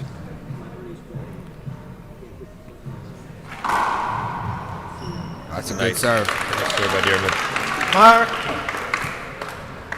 Notice there, it seems like he scooted over from 11. center court a little bit right of center. Okay, zip one down to the left. That's two good serves. Ivan not really reading the break. He probably has to go in there with his left hand. Serving 11. It's 2 in a row now. Now, if I was Jim, you'd almost want to straighten one up this time. He does. That's a good serve as well. And I had to briefly disagree with you on that one. Yeah. If I were Dearman, I would hit that serving serve 11. He shows me he can return it. Yes. There's no point in changing it until he shows he can, because he's floored 2 balls and he wasn't even close 3 now. Oh, that's short. Yeah, second serve. Along the lines of you, where you might want to straighten one out, but I would go straight to where my opponent just missed 3 in a row until you show me they can return it. Yeah, what I meant by straightening one out was actually called one that's the reverse side away, straight down the left. Yeah, so so it actually makes him go. Oh, 11 serving 7. Try and get over the ball and just kind of stop and that it would going be a that good back change way. of pace. Yes. So same position, the court, same just position, a different spin. Exactly. Yeah. So if it was that easy. Well, it is that easy. For you, maybe. When For we're, you. We're over here talking about when we're playing well. When When we're playing like Ivan, it's easy. Very easy. Mark. There's one of those running sidearm shots. Yeah. 12 serving 7. 12-7. Short. Ivan losing a little bit of pace on that first second serve. See if he goes to that Z serve that's earned him 2 points.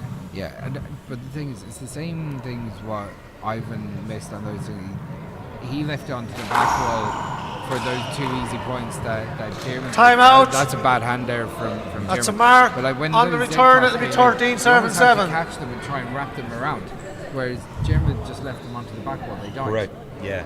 And that's part of being maybe passive, maybe not expecting the serve, anticipation. Exactly. You have to anticipate what he's going to do. But also maybe knowing the ball, knowing these type of courts, that if you leave it into that back corner, it's going to die. If you step in, you're not going to have that issue. Correct. So again, both players having the same thing, probably playing with a very fast ball in America. Now they're just a change of pace. They're actually picking up some easier points than they usually would. But Ivan, you gotta say, he's been massively impressive so far in this game. I believe he's at 13 now, so 2 points to go to earn this match and move on to the round of 16. Yeah, one thing I'm guys. sure though, Jermid will not give up. And that's something that's very admirable about your countrymen. Lots of heart, lots of tenacity. Definitely make you earn it. Well, 13 serving 7. Jermid will try and keep on pushing to the end.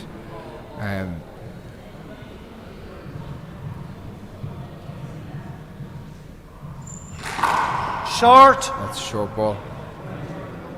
Second serve. Looks like he's going down the left again. Short.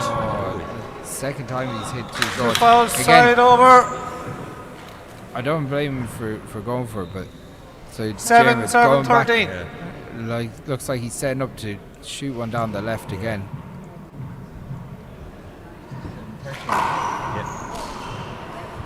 Mark. We're at 8-13 it seems like. 8 serving 13. I'm going to get sacked as the scoreboard operator here because I have to hire someone from the crowd. Yeah. Mark. 9 serving 13. And just as you said, Dearman's not going to go down quietly. He's putting up a fight. 4-point game, so he's still right in there. Suddenly being at 9, this game. Oh, that's a good serve. Well dug out by Ivan. Oh, it's a big setup for. That's a good pick. Oh, big put away. Unfazed by the retrieval. Unbelievable. A lot of players would maybe rush this shot, not Ivan. Yeah, like, when that ball off the back wall, he still went for it, and he knew that German maybe he could have changed up and shot. 13 serving 9. It didn't matter because it just trickled into the front wall, and Ivan murders it. Yeah, absolutely murders it.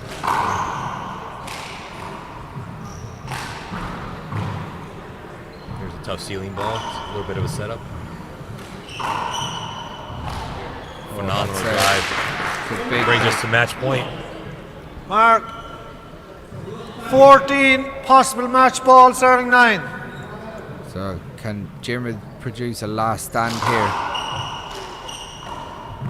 Floats it down the left. Here's a chance. And you believe this is it. That's it. Phenomenal win here by Ivan. Solid play. Game Ivan Burgos. that is it. That's it here for Court 2. Ivan Burgos advances into the round of 16 at the expense of Galway's Jim Mulcairns. What do you think, Abe? A worthy winner? Solid, yes, solid absolutely. performance from Ivan. I would say this is one of the best matches I've seen Ivan play. Aggressive, high percentage shots, a couple ill-advised double faults that I'm sure he'll look at and try to make some adjustments for tomorrow. But I mean, I would be happy with this victory. Jim is a tough opponent, and he made him earn it. And he definitely he played up to his standards for sure. Absolutely. Well, we're going to take a quick break. We'll be back in the next game. After this game, we've got Ray Ure and Kevin Diggins.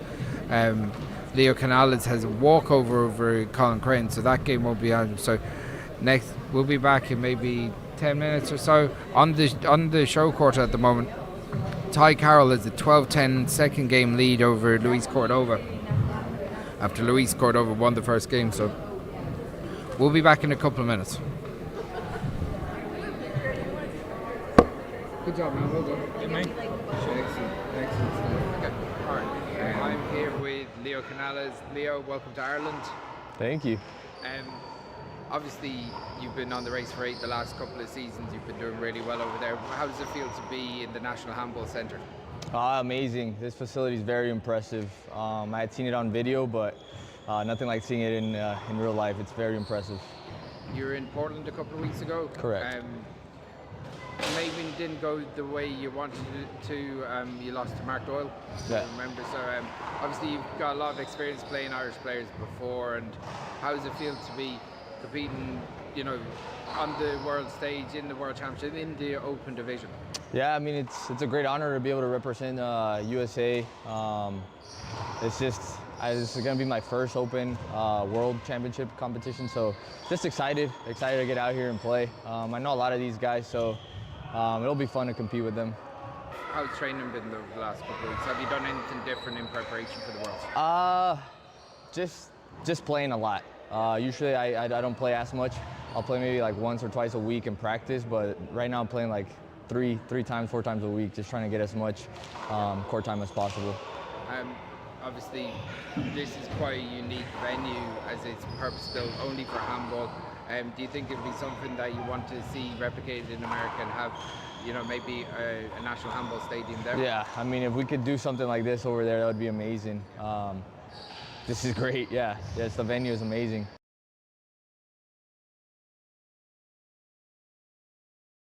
I'm here with Alicia McCrory, Tyrone's finest.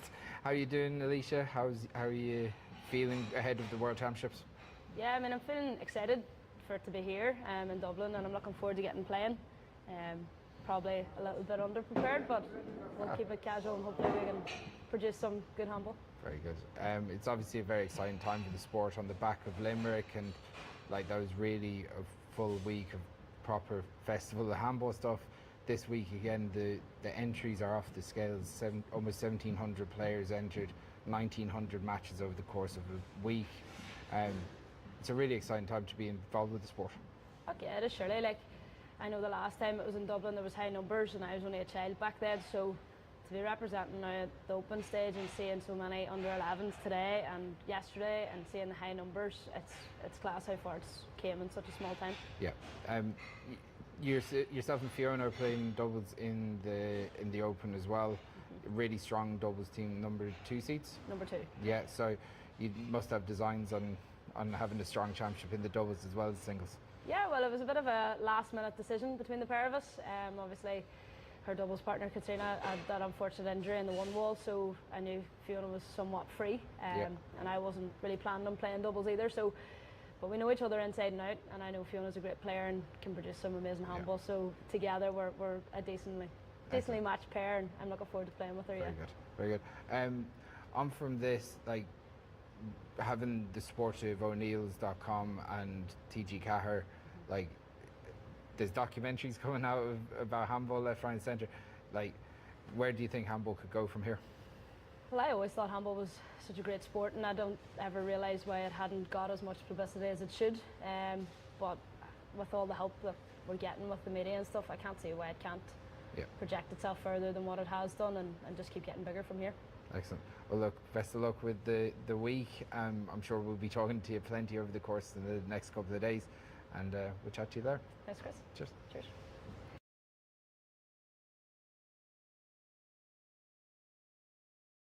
Okay, joined now by Chris Gavigan from the GA Handball commentary team here at the O'Neill's.com World Four-Wall Championships. Things are starting to crank up nicely here, Chris. In the afternoon, we've got some big games in the Masters semi-finals. Yeah, exciting stuff. Brendan Fleming and Joe McCann going to be on court 2 later on, and Dominic Lynch and Michael Gregan. Yeah, it's really exciting for the sport. Obviously, getting into the first semi-finals of the weekend here in the National Handball Centre, and at the same time, the open matches are going to be starting on centre court as well. So we've got Niall O'Connor, League Slips finest, is going to be kicking it off on the open grade. He's going to be playing the brother of the great David Chapman, John Chapman. So yeah, it's unbelievable. This is what handball's all about, you know. Tell us how the stream is going to work. So TG4 are going to be streaming from all 3 courts. So the show court set up, you're going to be commentating on the show court. We're also going to have HD coverage from courts 2 and 3 here at the National Centre. So all 3 courts are going to be covered simultaneously. So if there's, I suppose the best way to look up the schedule on knowthescore.ie. There's a full list of games and what games are going to be coming up on what court, and you can follow the action. It's so simple. Just go into TG4 Spórt on YouTube and the links are going to be there. So yeah, it's great. It makes things so much easier. Obviously, there's a real buzz around the place. There's hundreds of kids floating around today, so there's a real air of anticipation around this. It feels like it's really kicking off today. And lastly, what game are you most looking forward to that's going to be on the live stream today? Today, I love watching handball. I'd be watching handball anyway, so I'm really looking forward to seeing John Chapman, because I like seeing players that wouldn't have been displaying their skills here before. Seeing Niall come back is going to be great. Stephen Cooney, Balladrine man, often won All-Ireland titles for Mayo.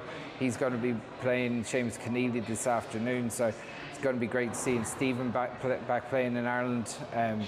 Yeah, it's like there's so much going on, and you know, we're like some of the best handballers in the world are going to be really cracking off today.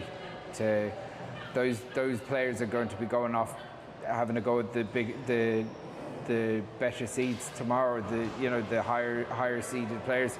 So yeah, everyone wants that opportunity to take on a Martin Mulcairns or Paul Brady, Luis Cordova, whoever, and they have to prove it today to get into the mix tomorrow.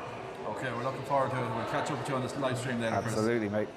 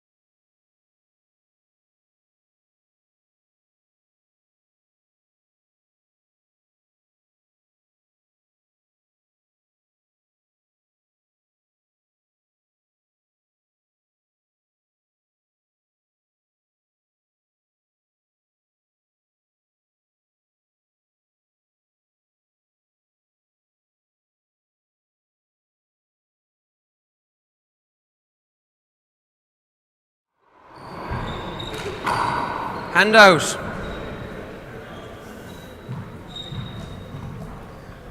Zero, zero.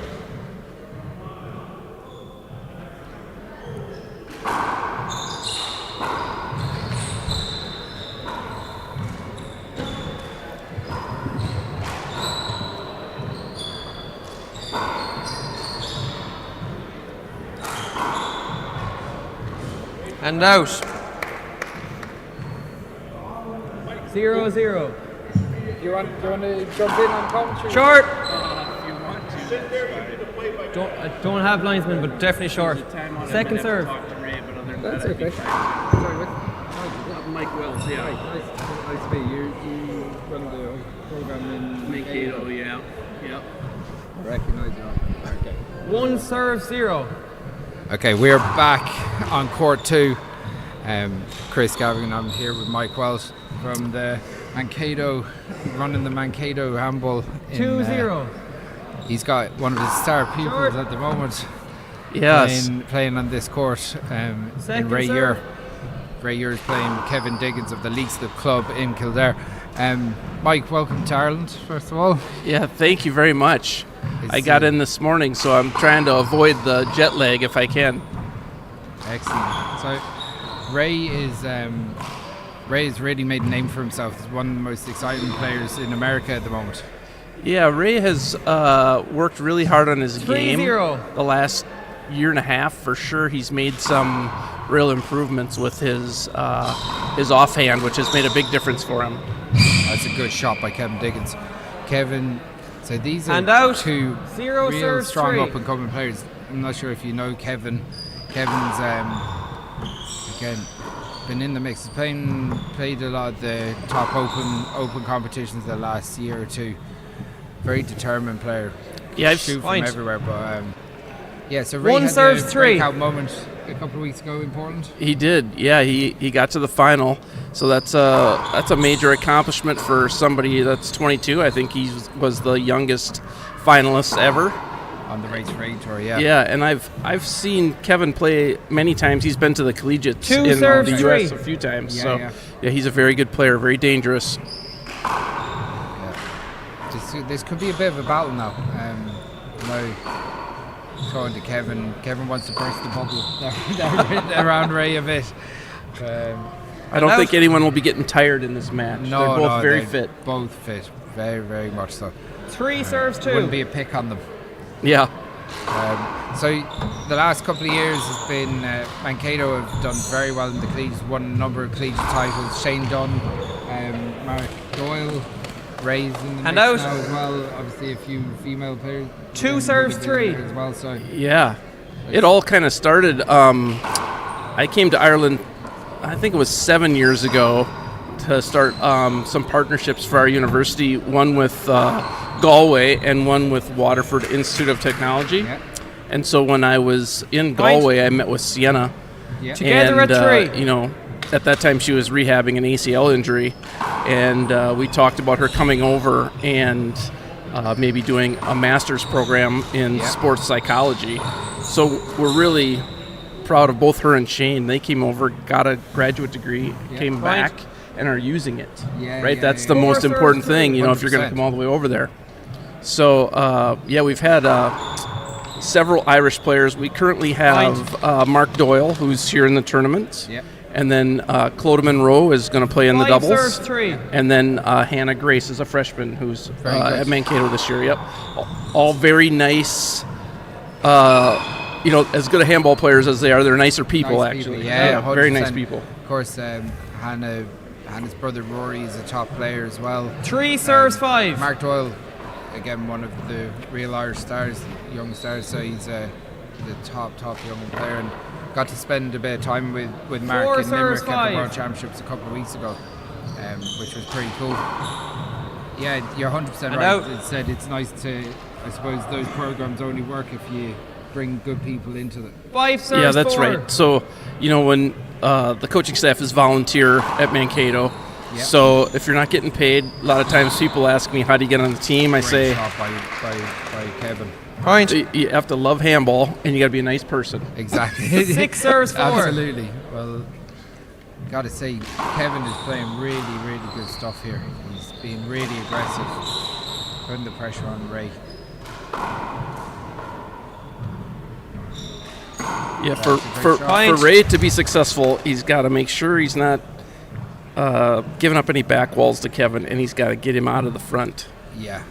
7 serves 4. Watching Ray on the stream, WPH stream, he seems to really enjoy kind of getting into that short line area and getting his shots off. Kevin hasn't really given him any of those opportunities so far. Ray's in the back. We would like to switch that if we can here. It seems like I think you'll see more ceiling balls, I think, than we do on the Pro Tour. You know, the ball is just a little bit different. Point. It's a little bit easier to keep it from coming off the back wall for a setup. That American ball is hot. I suppose you get punished for 8 serves if you 4. overshoot the American ball. It really comes off high in the back wall and just leaves the setup. I think that's, over the years, Irish players had to adapt to that. Point. Whereas you might have to really punch it to the ceiling here. But when you go to America, you just almost have to feather it. 9 serves 4. Agreed, totally. And I mean, these two guys here too, Kevin and Ray, will both make you pay if you leave it off the back. Yeah, of course. I was surprised Mark brought some of the O'Neill balls home, or what I call home, right, Jamaica? And so we did play with those to try and get used to it. I'm sure they play a little bit differently at home than they do here too, right? Yeah. But it was... So in Mankato, are they panel courts or are they concrete? We have 4 panel glass wall courts in Mankato. Yeah. 10 nice serves courts. 4. Yep. So the panel courts with that ball would obviously be different again to these concrete courts. Yeah, they sound like you're hitting it harder. Yeah, okay. Because it makes a real boom when it comes off that front wall, but it's not going as fast. The concrete walls are faster than the panel walls for sure. Yes, of course. Yeah, I suppose the American players might get a bit more of an appreciation of how the Irish players have to adapt when they go over to America. Obviously this is the first trip over for a lot of the American players, whereas even say Kevin here would have been over to a lot of American tournaments. I know he won the US Nationals Men's A 2 years ago, so he would have been in the mix. Well, the courts and the ball and the jet lag and it all pays in there to come over. And the fact that you're on holiday. 11 serves 4. Sometimes it's hard to get over that part. It's like, I'm just going to enjoy myself. Yeah. Forgetting you've got a job to do. I marvel at, I know Katrina Casey is injured and not able to play, but she makes trip after first trip time after out, trip 12 serves 4. Is able to dominate this sport. It's amazing. I'm going to be right right back.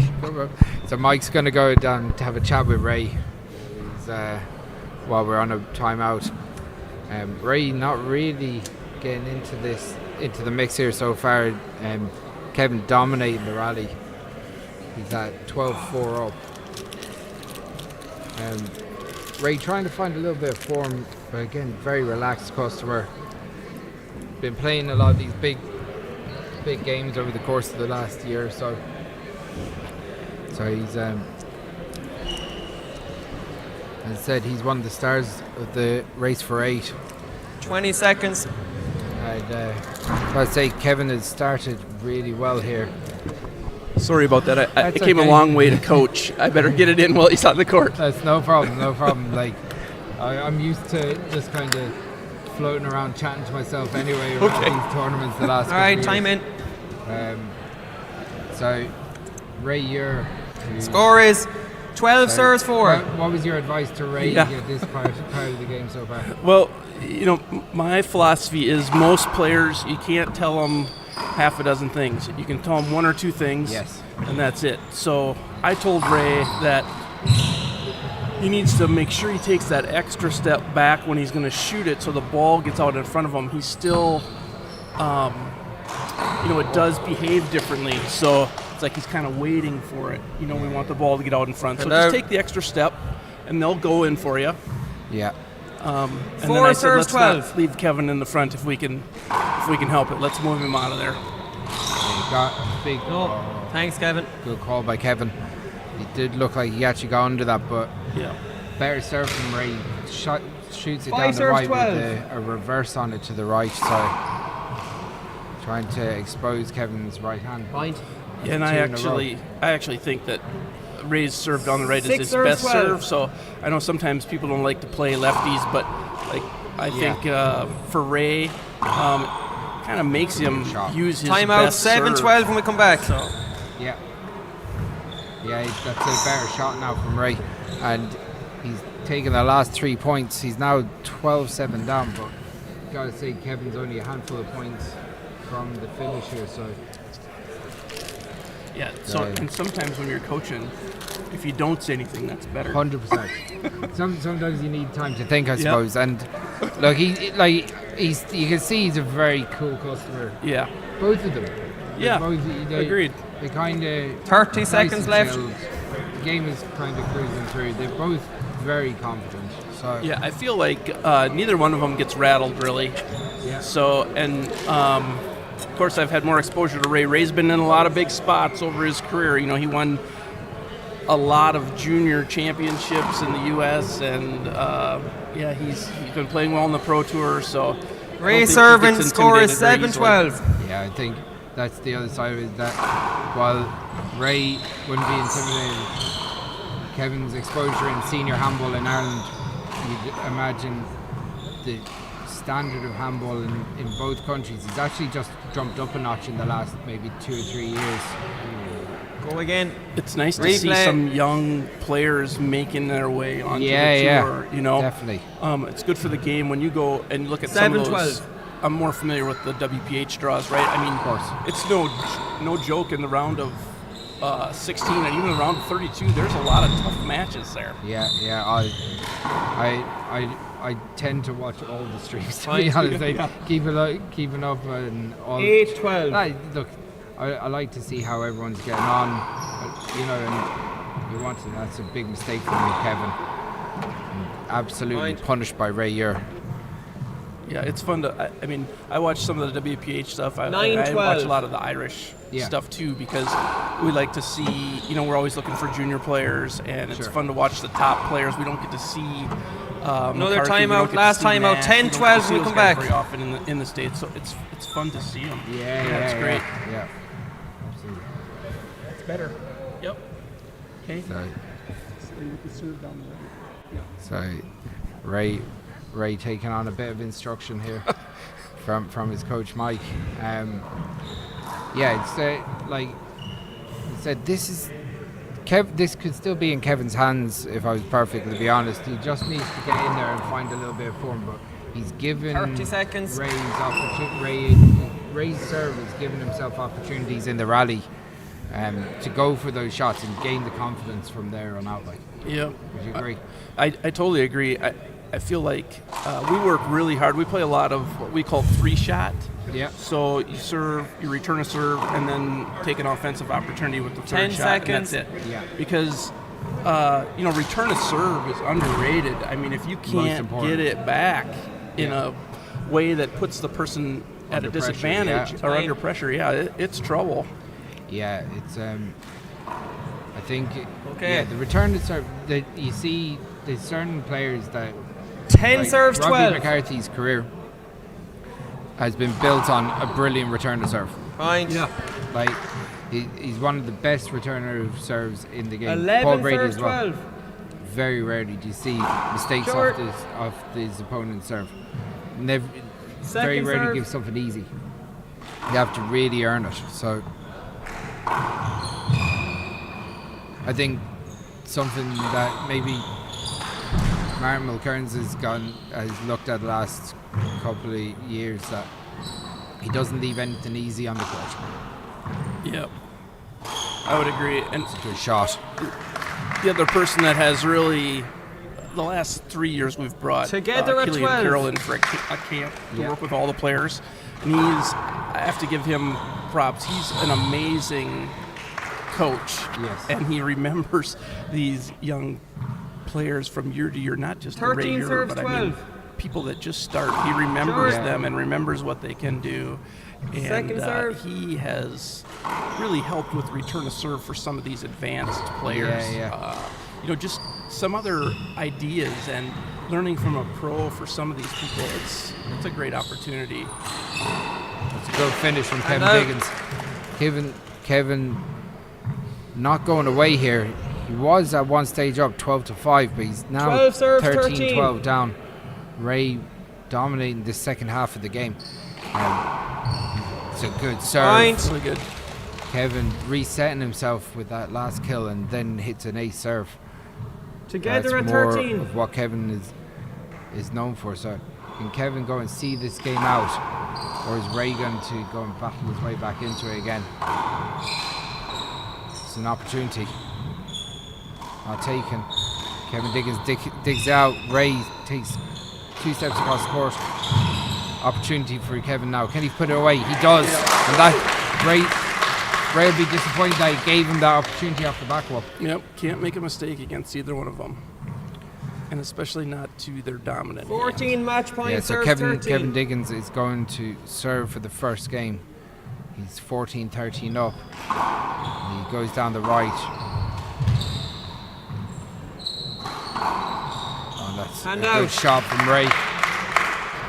Hits it 2 inches up, and even though he doesn't fly now, it doesn't make it returnable on Kevin. Now, opportunity.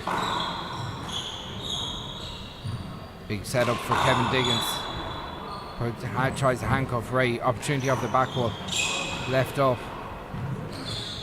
Kevin goes back, tries to drive Ray back into the back court. Is this an opportunity that Kevin needs? Well dug out, and Ray Ure gets the point. We're at 14-14 here in a race to 15. 14 match points, serves 14. See reversed on the right here, I would guess.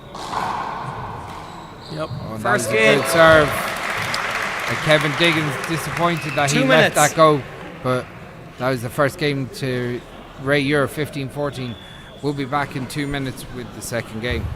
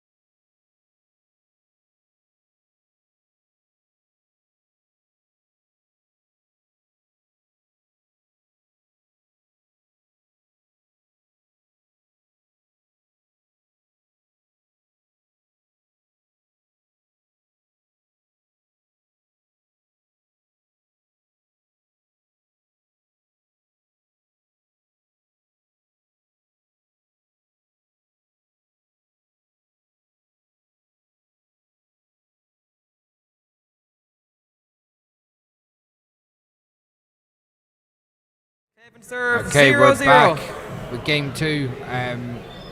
Ray, you're taking the first game 15-14 against Kevin Diggins. Mike, how was Ray between the games there? Yeah, I he think looked pretty chilled out, man, to be honest. He was. I think Ray was disappointed that he let it get to be 12-4. Yeah. We talked about just a little bit of strategy and what we thought worked, and where the safe plays are. So I think you'll see Ray probably stick with the serve down the right. Yeah. And during the volley, Kevin is very skilled, but there's a difference between him putting the ball down with his left and his right hand. Yeah. So, I have to compliment him though. Like, I've never seen Kevin. Hand out. Not be polite in the court. Oh, It's a frustrating loss when you have a big lead. 0-0. Comes back, but he's a real gentleman. Yeah, agreed. I think that's important, right? I think it's very important. I think it's something that sometimes is a real asset to the sport. It's quite nice. Sometimes I'd like to see a bit of needle. Yeah. I want to see a little bit of hand out. Big miss by Ray, but I would like to see sometimes a little bit of controversy, and I like it spicy. 0-0. I like it spicy. Well, there's spicy players in the sure tournament, is. right? This one there definitely is. There's definitely a few in the Masters grades. Yeah, right. You missed that too. Big shout out to anyone that's watching the championship here from down the country. I know there's been an army of volunteers that have been keeping the courts going. 20 venues 1-0. across Leinster keeping this tournament going, and every single volunteer is. That's a great shot by Ray. So that's a shot that Ray didn't have at a high level a year ago. He's really worked hard on his left hand. I mean, these pros are so good. You have to be able to end the volley with either hand. Yeah. Yep. I have to be aggressive. And Together as one. If you look, the benchmark at the moment on the Pro Tour is Martin Mulcairn's. Second serve. Martin doesn't care left or right. He would Agreed. blow it out, and the bottom brick most of the time. You just can't give him opportunities. And a gentleman as well to boot. Yeah, he's not only is he a gentleman, but he has been great for collegiate handball in the U.S.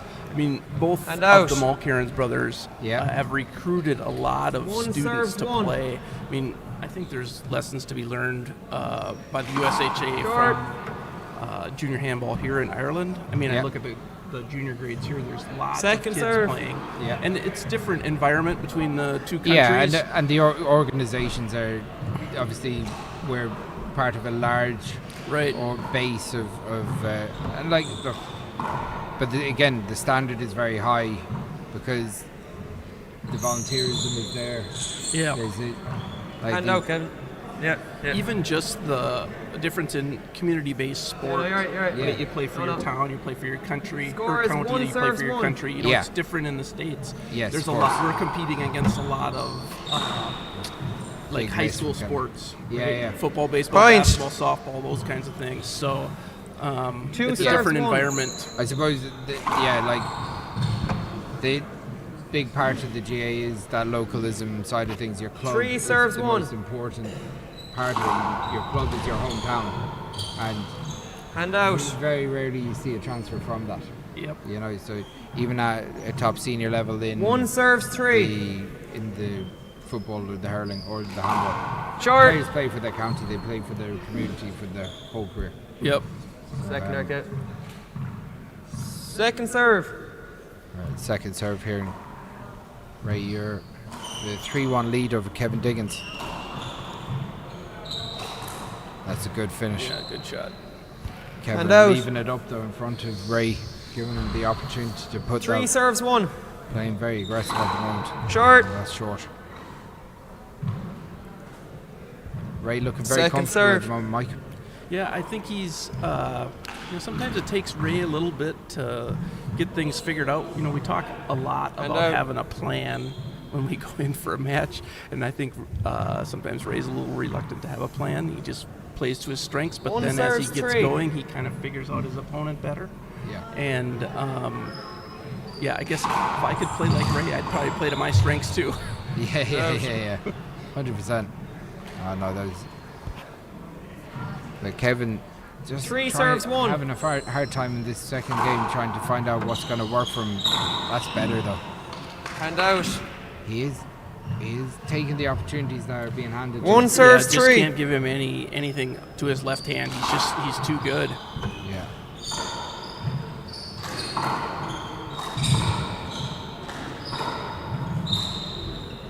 Okay, this will be an opportunity for he pops it up. Awkward one dropping out of the sky. Oh, that's a great shot by Ray Ure. Ray just drops it down the floor. Drops it down the side wall and just took enough pace off that just to kill it before it got to the back wall. Right. So for Mankato, what's the overall ambition? Is it to go out and be the top collegiate team in the country year in, year out? I know there's obviously other collegiate teams that have been dominant for years. Lake Forest was obviously one of them. Missouri always had a strong team. Texas A&M would have had strong teams. Those are the teams with the longest streaks. Yeah. So we have 3 in a row. I would say that we're the favorite to get 4, but you never know. I mean, we've had two kids that have to have shoulder surgery and one that has had ACL surgery this year. So we're short a few on the men's side. You know, last year we did win the men's and the women's on the combined, but if we took our second 6 men, we would have finished second. Yes. So we have a real deep, strong team, which makes everybody better. Right? 100%. So yeah, 3 serves I 1. think, like, obviously, it's almost like the American game.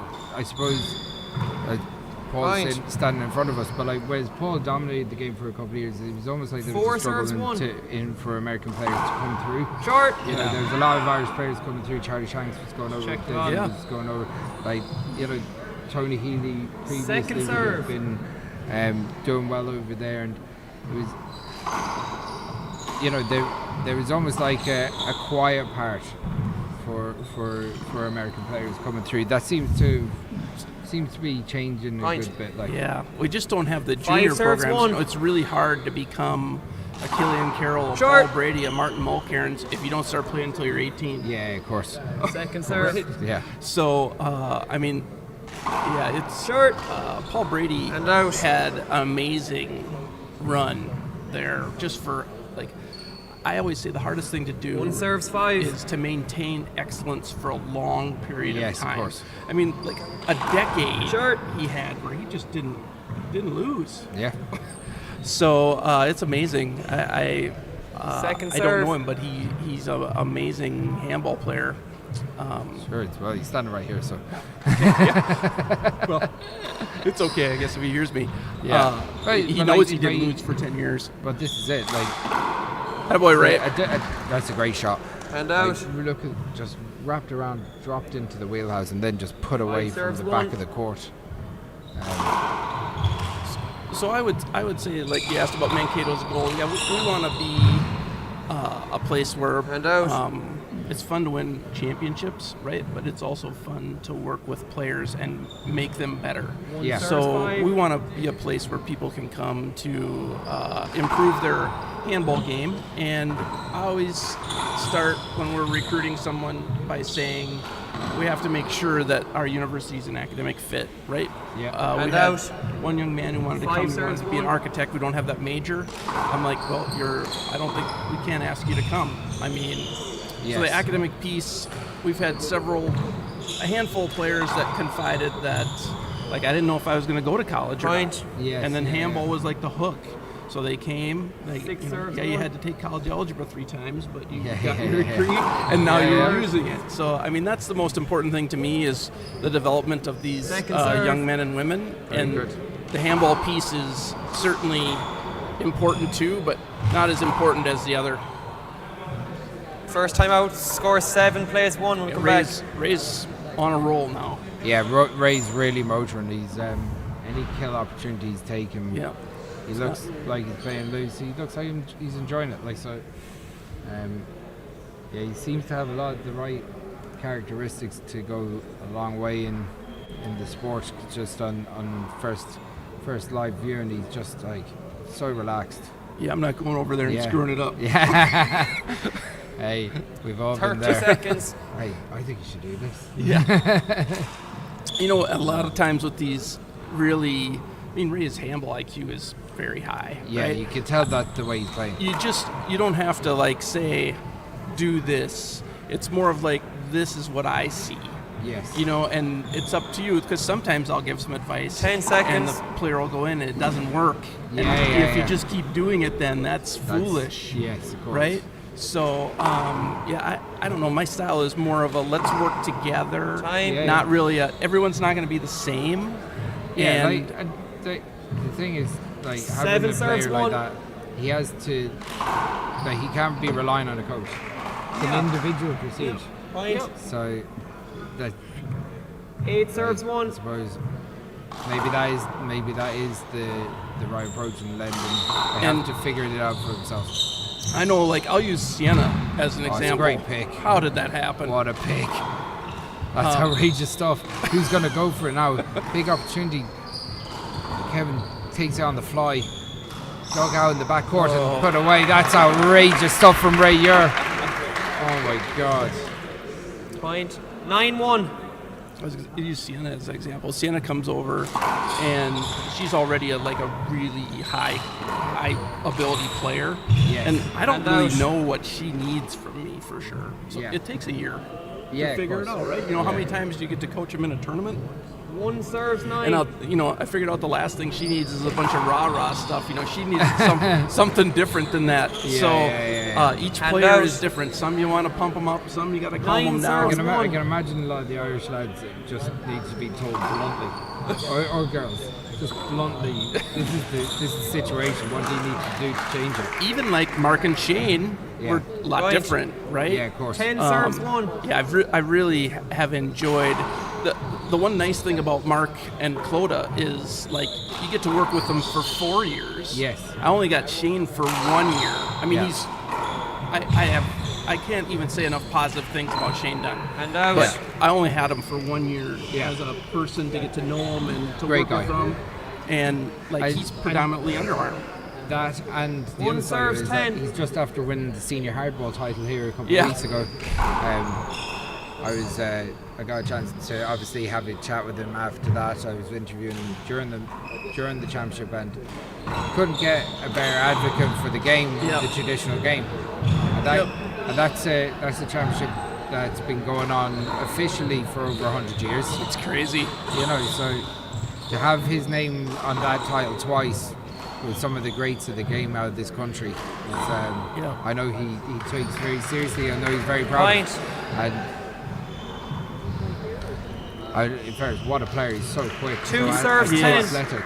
And he came to us with predominantly underarm swing, right? Yeah. And so we worked some on a sidearm serve, but it really didn't 10 work serves out that well. So we kind of abandoned it. We added some things to his underarm. Yeah. And so same deal with Sienna. She's kind of a modified. Yeah. And so getting to hit different hops on the ball was something that we worked on. Going over or under. Yeah. And so it just takes.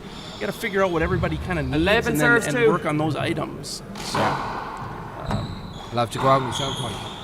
Pardon me? I'll have to just go out myself. You're selling it to me. You're selling me the dream. I'm a bit too old though. I'm gone well. You're never too old. You're never too old. Well, my dad is in his 80s and he's still playing doubles once a week. That's true.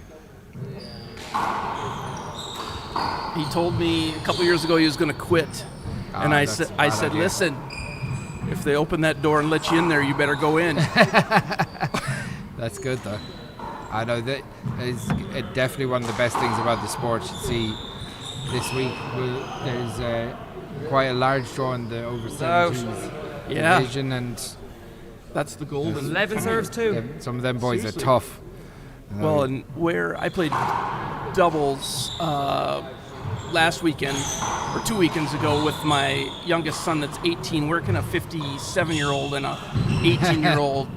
I mean, you can't play basketball together. You know, there's not that many sports that you can do those. Yeah. Different Hand ages, out. So it's great. Is the floor okay, is it?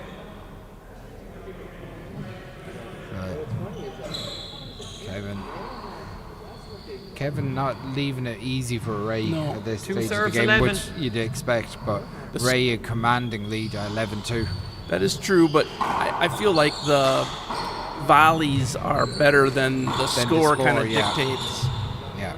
Hand out. Yeah, I think what Ray's done is when he's returning serve, he's just controlled those rallies 11 better. serves too. Even though there's actually not been that much between them, it's been a tough match.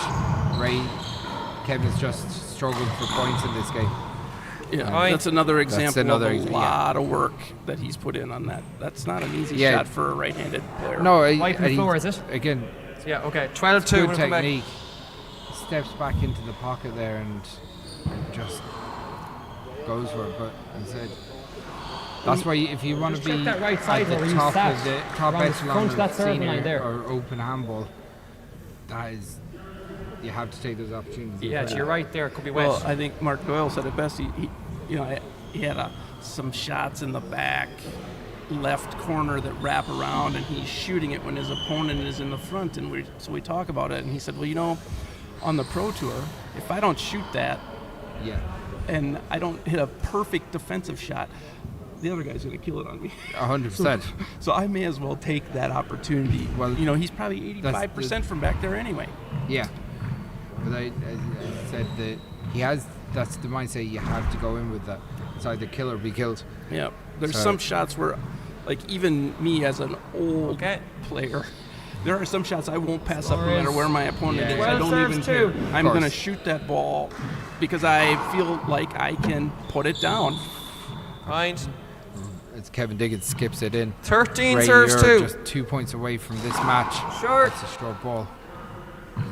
I feel like when Ray serves to the right, second serve, Kevin can't shoot that ball because he's either going to skip it or it's going to be up and Ray's going to re-kill it. He's going to have to find a way to hit a defensive return with his right. It's a great shot there. Good shot by Kevin Diggins. If you're Ray, you don't want to lose focus at the end, 13. right? You saw what happened when Kevin was ahead. 100%. Right? It can happen. So you got to stay focused all the way to the end. Yeah, and second serve. And sometimes it's natural if you're just cruising. Yep. You know, next thing you miss one or two, you get a little self-conscious. But Ray doesn't seem to be going. 13 serves 2. I told him at the last time. I told him be the last one to serve. Yeah. That's the important one. And out. His standing point from it's like obviously he goes 2 down serves 13. and just basically resets himself each time. It's an unusual technique. It is. He's It always shows his flexibility as well. Yeah, he is very flexible. He works a lot on. He runs track and cross country for the university too. So. He 3 has serves figured out 13. the value of stretching and taking care of his body and his diet, and But that particular movement where he gets down on, just sets himself, is that something that he's always done? It is, yeah. If you look back, even when he's a junior, that's the kind of posture that he had. Yeah. Point. Okay. This is something he's developed. 4 serves 13. Again, I can see what he's doing. He's obviously taking that deep breath. Taking a second to compose himself before he serves. And we haven't had to have this discussion with Ray because he's pretty much always done it, but some players get back to the middle, but not everybody gets back to the middle and gets down and gets ready. Yes. So if you watch him, right, when the volley goes, he scampers back to the middle like most everyone, but he gets down and gets ready generally. Now he'll stand up probably if I say it, but but it's like he takes he uses the time he's allowed. He uses that 10 seconds that he has to serve the ball to effect. And we talk a lot about routine on the serve, right? We want to drop the ball in the same place every time. We want to have the same footwork. We have a series of small adjustments that we make if you're missing on your serve, but 14 mostly match we're points, trying there's to be 4. as consistent as we possibly can so that we can repeat it. Short. So that repeatability is what's going to drive results in this. So we're at 14-4 here in the second game. Ray, you're serving for the match against Kevin Diggins in the round of 32 of the men's open. Ray goes for bomb and he finishes it. That's the game. And a good way to play. Ray, your advances. Congratulations to him. We'll be back in a couple of minutes. Well done. With Thank you, I know Ray. there Well was done. a bye on Congrats. this court, so I think the doubles will be starting soon enough, but we'll be going from there. Leo Canala's got a walkover from Colin Crane. We'll be back in a few minutes with the next match on this court. Can you remember Thank which you. one it is? Excellent. Yeah. Right, thank you very much. Get you from Morgan's there on the week. Okay, sounds good. Maybe not. Ray.